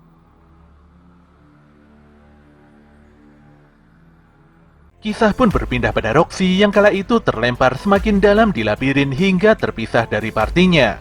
Agar tidak tersesat, Roxy selalu menandai dinding labirin di mana dirinya pernah melewati tempat itu. Di dalam perjalanannya mencari jalan keluar, Roxy sering menemui situasi pelik dalam menghadapi ganasnya serangan para monster. Sayangnya, lingkaran sihir teleportasi selalu mengirimnya ke tempat awal di mana dia menorehkan tanda di dinding labirin. Sepertinya sangat mustahil baginya bisa keluar dari labirin mengerikan ini, apalagi saat ini energinya benar-benar sudah terkuras begitu banyak. Walau memiliki firasat buruk kalau dirinya akan tewas di tempat ini, namun Roxy tetap memantapkan diri untuk berjuang dan tidak pernah menyerah. Scene pun kembali, di mana Rudeus tiba-tiba muncul dan mengalahkan seluruh monster yang sebelumnya mengincar Roxy. Kedatangan Rudeus pun membuat wajah Roxy memerah. Dia lantas berterima kasih karena Rudeus telah datang menyelamatkan nyawanya. Namun sayang, ternyata Roxy tidak mengingat sosok Rudeus yang ada di hadapannya itu. Jelas saja hal ini membuat Rudeus begitu terpukul dan benar-benar depresi. Dikarenakan kondisi Roxy yang begitu lemah, party pun memutuskan untuk kembali ke kota. Semua orang pun nampak begitu senang melihat Roxy masih baik-baik saja. Roxy pun harus beristirahat selama beberapa hari untuk memulihkan staminanya. Setelah kondisinya pulih, Roxy menemui member partinya dan mengucapkan terima kasih. Namun Paul lebih menyarankan Roxy untuk berterima kasih pada Rudeus karena sebenarnya Rudeuslah yang berhasil membawa Roxy kembali. Tentu saja Roxy kembali berterima kasih pada Rudeus. Rudeus pun tidak masalah, karena memang itu adalah hal yang harus dilakukannya. Setelah sekian lama tidak bertemu, Roxy nampak begitu kaku ngobrol dengan Rudeus. Disinilah Rudeus berharap Roxy memanggilnya dengan nama Rudy saja. Bagaimanapun juga Roxy Migurdia tetaplah guru yang sangat dihormati oleh Rudeus. Sesaat kemudian Gis menyarankan agar party ini segera kembali ke labirin dalam waktu 3 hari lagi. Gis juga berkata kalau Roxy harus kembali ke labirin agar tidak terkena semacam kutukan yang membuatnya tidak bisa masuk ke dalam labirin selamanya. Paul pun menyetujui usulan Gis dan meminta semuanya bersiap dalam waktu 3 hari lagi. Paul juga menyerahkan buku labirin teleportasi milik Rudeus kepada Roxy untuk dipelajari. Singkat cerita, semuanya pun kembali ke labirin dan berhasil memasuki lantai 4. Kali ini musuh yang muncul jauh lebih kuat dan sulit dikalahkan. Namun dengan kerjasama yang begitu baik, 2 monster kesatria kelas A berhasil dikalahkan dengan begitu mudah. Dibutuhkan waktu yang lama untuk menaklukkan sebuah lantai labirin.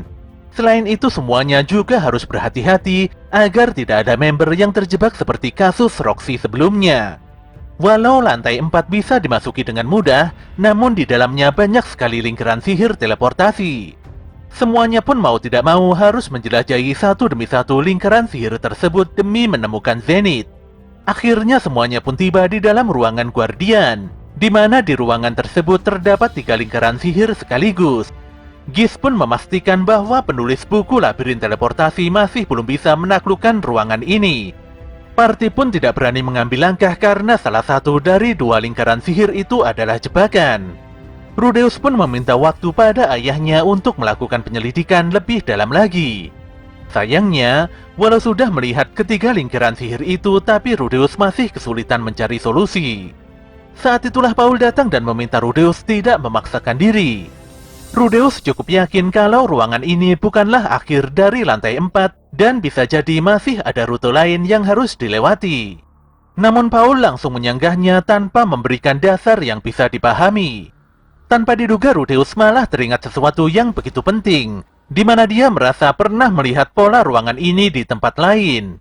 Ya, tempat ini sangat mirip dengan reruntuhan lingkaran sihir teleportasi yang sebelumnya digunakan Rudeus dan Elinalise menuju benua ini. Melihat kejanggalan yang ada, Rudeus lantas meminta Giz untuk memeriksa lantai di ruangan ini. Tanpa banyak bertanya, Giz pun memeriksa setiap jengkal lantai dengan gagang belatinya. Dan benar saja, dia sungguh tidak menyangka kalau di lantai ini terdapat sebuah rongga. Tanpa basa-basi, Rudeus langsung menghancurkan lantai dan menemukan sebuah tangga rahasia di bawah tanah. Semuanya pun sangat senang dan memberikan pujian pada Rudeus. Namun anehnya, di dalam ruangan bawah tanah itu terdapat satu lingkaran sihir teleportasi yang begitu unik. Warnanya merah muda menyala dan sangat berbeda dengan lingkaran sihir teleportasi yang umum ditemui. Sebenarnya Giz sudah memberikan saran pada Paul untuk kembali karena masih banyak waktu tersisa untuk persiapan. Namun Paul sebagai leader party ini tetap ingin melangkahkan kakinya memasuki lingkaran sihir teleportasi. Semua member pun bersiap-siap dan memeriksa kondisi masing-masing. Setelah persiapan dirasa sudah sempurna, semua orang lantas memasuki portal misterius itu bersama-sama. Lingkaran sihir itu pun mengantarkan 6 orang tersebut menuju sebuah ruangan yang begitu besar. Di setiap sudut ruangan terlihat ornamen bangunan yang begitu berbeda dari ruangan-ruangan labirin pada umumnya. Namun setelah melangkah beberapa saat, semuanya nampak terkejut melihat sosok monster mengerikan yang terjaga di hadapan mereka. Dia adalah Hydra, monster ular legendaris berkepala 9 yang sangat buas. Lebih parahnya lagi, di belakang monster itu terdapat sosok Zenith yang dibekukan di dalam batu es abadi. Tentu saja Paul langsung bergerak dan menyerang monster itu dengan penuh amarah. Seluruh member pun tidak tinggal diam dan segera membantu Paul dengan segenap kekuatan penuh. Sayangnya monster itu memiliki barrier yang sulit ditembus ketika Rudeus dan Roxy menyerangnya dengan sihir es dan api dari jarak jauh. Serangan sihir Talhen pun tidak berguna, dan hal ini membuat semuanya semakin yakin kalau Hydra sangat kebal dari serangan sihir.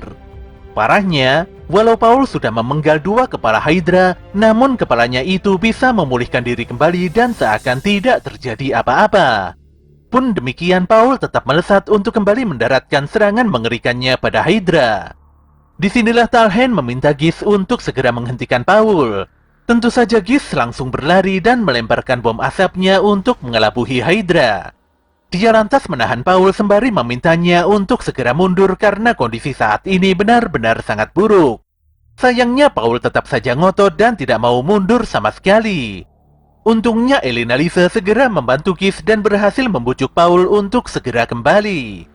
Dengan bantuan sihir pengelabuhan Rudeus, semuanya pun segera kabur menggunakan lingkaran sihir teleportasi. Sekembalinya di lantai sebelumnya, Paul nampak begitu depresi walau sudah berusaha untuk menenangkan dirinya sendiri.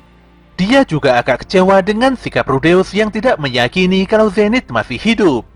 Paul sangat geram melihat Rudeus bisa bersikap setenang ini, bahkan setelah melihat ibunya sendiri terkekang di dalam kristal es.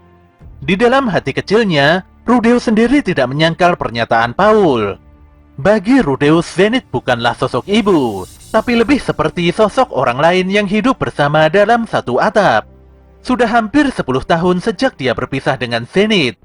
Dia pun berusaha menenangkan ayahnya untuk memahami situasi yang terjadi saat ini. Namun demikian, Paul masih saja menekan Rudeus terus-terusan. Untungnya saat itu Gish segera menghentikan perseteruan ini dan meminta semuanya tetap tenang. Semuanya pun duduk bersama dan saling berdiskusi untuk mencari solusi. Menurut Roxy, kristalisasi yang membelenggu Zenith masih bisa diatasi.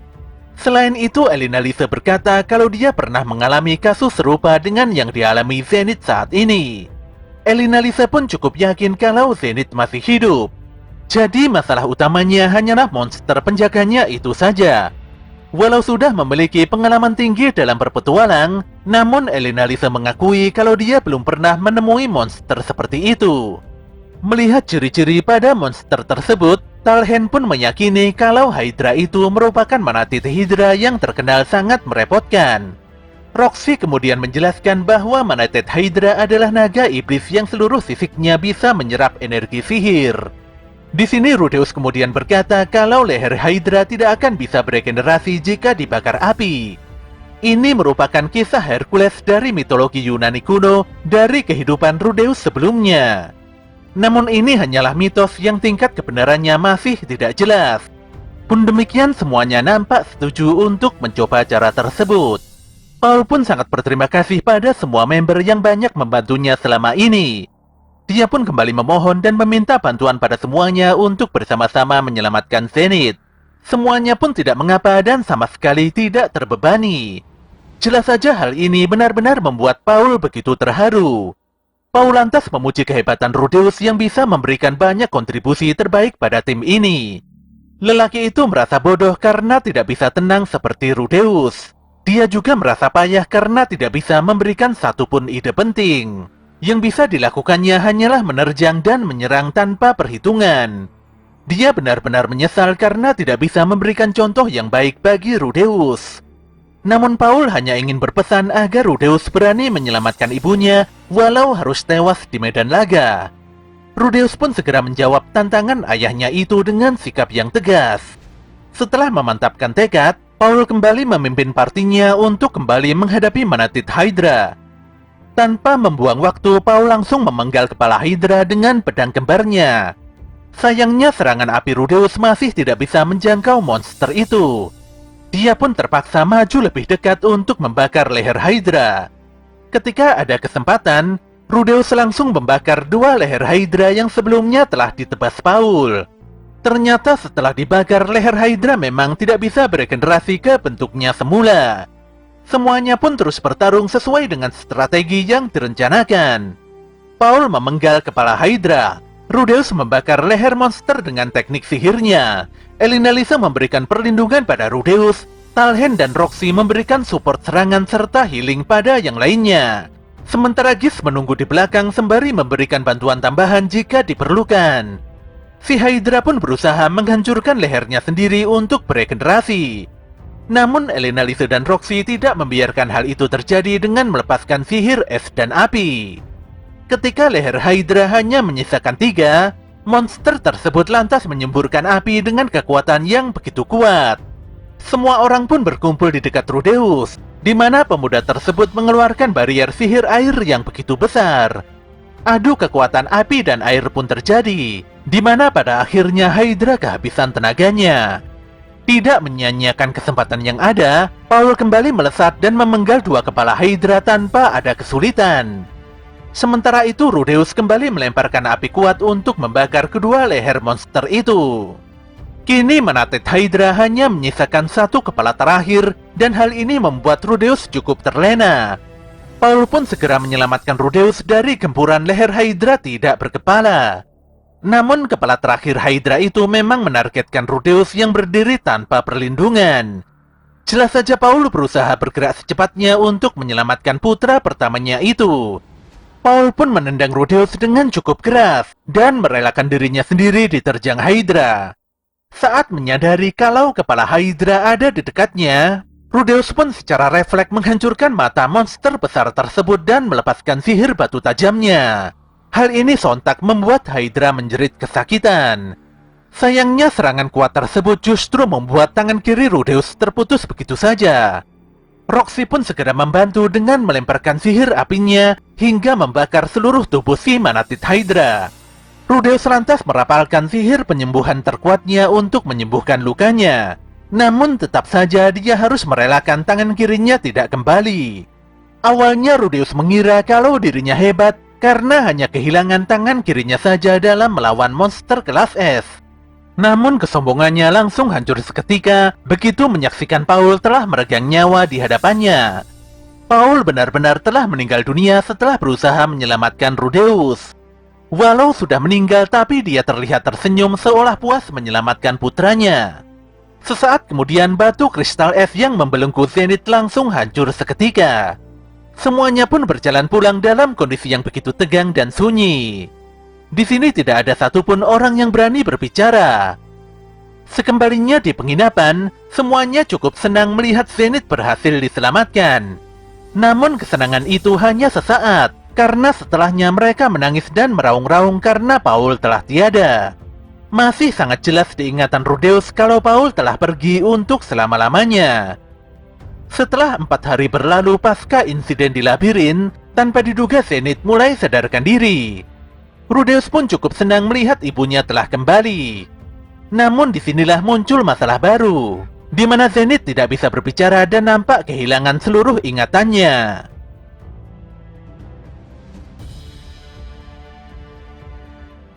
Sin pun kembali di dunia asal Rudeus, di mana kala itu dia melihat kedua orang tuanya tengah serius berbicara satu sama lain. Di dalam hati kecilnya dia bertanya-tanya, apakah sebenarnya kedua orang tuanya itu peduli kepadanya? Rudeus dari dunia lain itu nampak terus mematung sembari memandangi kedua orang tuanya dengan tatapan kosong. Yang pasti lelaki itu tidak mencintai kedua orang tuanya sama sekali. Dan yang lebih parah lagi, dia bahkan tidak bisa merasakan kesedihan ketika kedua orang tuanya meninggal dunia. Rudeus pun berlalu, namun setelahnya dia tersadar kembali sambil memangku pedang ayahnya. Rudeus masih tidak bisa menerima mengapa Paul lebih memilih menyelamatkannya. Padahal jelas-jelas ada Zenith, Lilia, Norn, dan Aisyah yang menjadi tanggung jawabnya Paul. Rudeus begitu bingung dan benar-benar tidak tahu harus berbuat apa. Pemuda itu pun tidak kuasa menahan air matanya ketika mengingat pesan Paul yang selalu saja membanggakannya. Hal ini begitu ironis, karena Rudeus sendiri tidak pernah memposisikan dirinya sebagai anaknya Paul. Dia pun menyesal setelah menyadari bahwa Paul memang adalah ayahnya. Ketika Rudeus sangat terpuruk, tanpa diduga Roxy datang dan berusaha menghiburnya dengan mengajak jalan-jalan berkeliling kota. Namun Rudeus tidak mau karena saat ini memang bukan saat yang tepat untuk melakukan hal itu. Roxy turut berdukacita atas kejadian yang menimpa Paul dan Zenith. Bagaimanapun juga gadis itu masih mengingat dengan jelas kebaikan keduanya dan hal itu merupakan kenangan terindah di sepanjang kehidupannya. Roxy pun terus berusaha untuk menghibur dan menguatkan Rudeus. Walau Rudeus sendiri begitu marah ketika gadis itu seolah-olah memahami kesedihannya. Namun Roxy tidak mau menyerah hingga pada akhirnya Rudeus bisa menenangkan diri. Roxy selalu berharap agar Rudeus semakin kuat untuk menjaga keluarganya di masa depan. Jika Paul masih hidup, mungkin dia akan meminta Rudeus untuk melakukan hal yang sama. Rudeus pun sangat berterima kasih atas masukan dan saran Roxy. Hingga saat ini kondisi Zenith masih tidak ada perkembangan yang berarti. Lilia menjelaskan bahwa Zenith sepertinya tidak mengingat apapun. Tapi anehnya kondisi tubuh Zenith nampak begitu sehat dan tidak ada gejala yang aneh. Lilia melanjutkan, nampaknya Zenith mengalami dampak magis karena terlalu lama terjebak di dalam kristal sihir. Sayangnya, penyakit ini sepertinya begitu mustahil untuk disembuhkan. Pun demikian Lilia berjanji akan merawat Zenith dengan sangat baik. Demikian juga dengan Rudeus, di mana dia akan berusaha melakukan apapun yang dia bisa demi keluarganya. Pemuda itu pun mengajak Lilia pulang ke tempat keluarganya yang seharusnya berada. Seluruh rombongan pun memulai perjalanan kembali melalui padang pasir yang sangat luas. Ketika hari berganti malam, seluruh rombongan berhenti untuk beristirahat. Di dalam hati kecilnya, Rudeus ingin mengatakan secara gamblang bahwa dia mencintai Roxy. Jika disuruh memilih antara Sylvie dan Roxy, Rudeus benar-benar tidak bisa menjawabnya. Dia pun bimbang dengan kondisi ini, padahal dia sudah berjanji setia pada Sylvie dan tidak ingin mengkhianati istrinya itu. Rudeus lantas mengatakan pada Roxy bahwa dia sudah menikah dan hendak memiliki seorang anak. Dia merasa tidak nyaman jika Roxy mendekatinya. Namun Roxy tidak terkejut karena dia sudah mengetahui hal ini dari semua orang. Gadis itu hanya akan menjadi tangan kiri Rudeus saja dalam perjalanan ini. Jika sampai di tujuan, Roxy meminta Rudeus untuk menyayangi istrinya dengan sepenuh hati. Sebenarnya Rudeus ingin sekali membalas kebaikan Roxy. Apalagi sebelumnya Roxy sanggup menghilangkan kegundahan hati Rudeus. Disinilah Roxy meminta Rudeus untuk sekedar mendengarkan curahan hatinya. Gadis itu mengungkapkan kalau dia telah jatuh cinta pada pandangan pertama pada Rudeus, tepatnya ketika Rudeus menyelamatkannya di labirin. Roxy pun jadi malu dan salah tingkah ketika memandangi wajah Rudeus. Dia cukup sadar kalau tindakannya itu sebenarnya tidak boleh.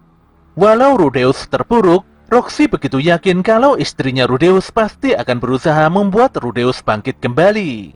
Tapi tetap saja, saat ini hanya Roxy lah yang ada di sini membantu Rudeus, bukan orang lain lagi. Roxy pun menangis sembari mengungkapkan cintanya pada Rudeus. Ketika Rudeus mulai bingung dengan apa yang harus dilakukannya, disitulah Roxy meminta Rudeus untuk bersikap tenang tanpa melakukan apapun. Pada keesokan harinya, semua orang nampak begitu kaget karena mereka telah tiba di hutan dekat kota Sharia. Rudeus pun memohon agar semua orang merahasiakan hal penting ini agar tidak bocor pada siapapun. Saat beristirahat di tengah perjalanan malam itu, Elina Lisa meminta Rudeus untuk menikahi Roxy. Jelas saja Rudeus agak kaget mendengar Elina Lisa berkata demikian.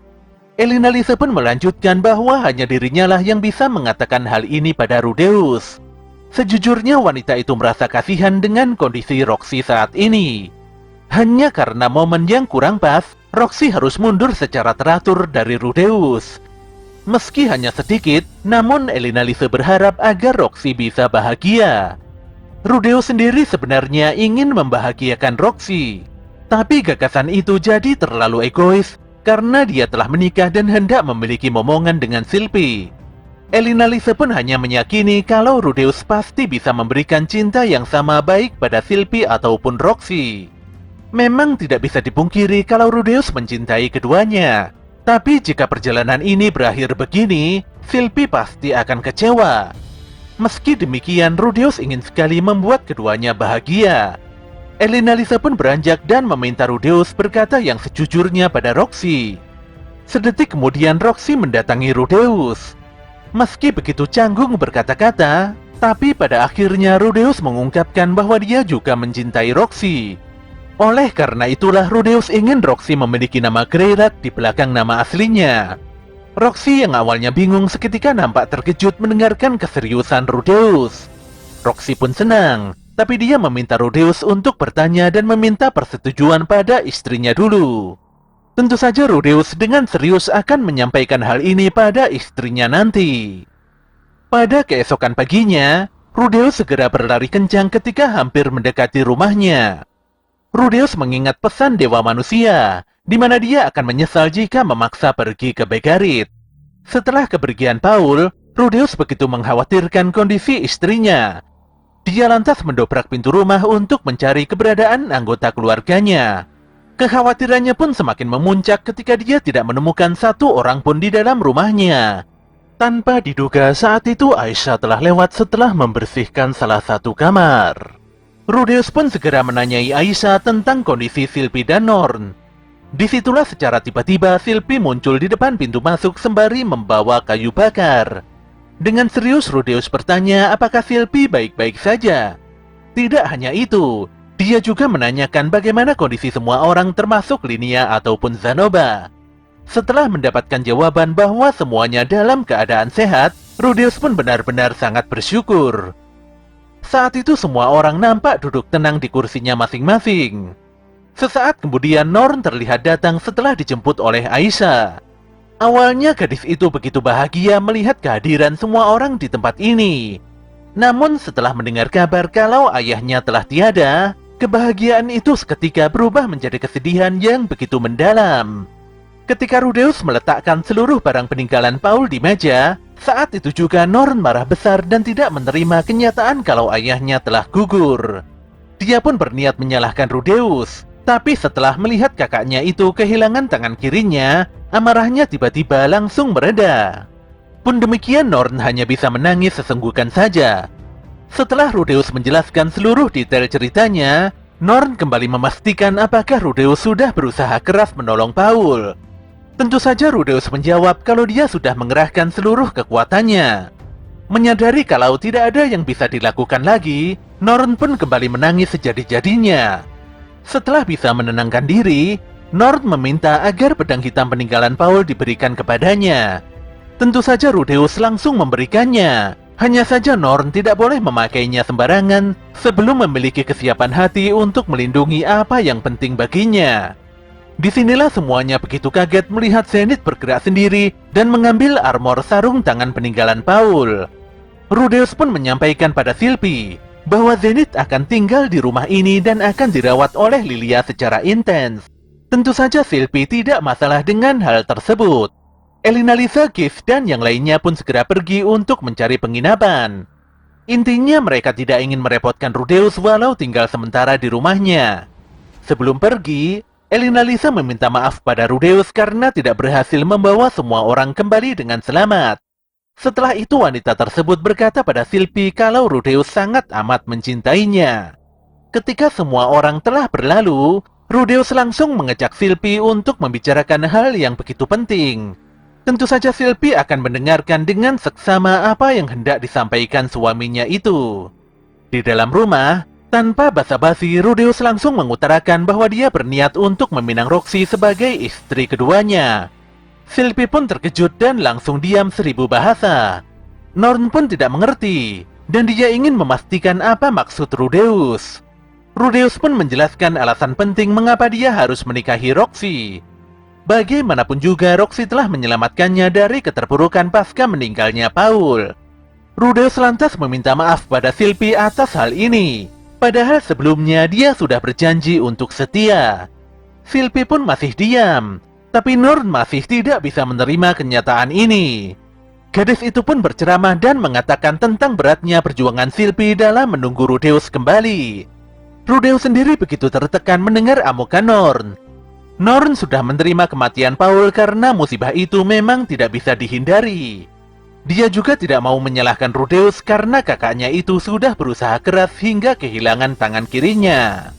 Tapi dia sangat tidak terima jika Rudeus memanfaatkan kesempatan ini untuk meminang wanita lain. Tidak hanya Rudeus, Norn juga memarahi Roxy karena sudah bertindak kelewatan dalam mencampuri rumah tangga orang.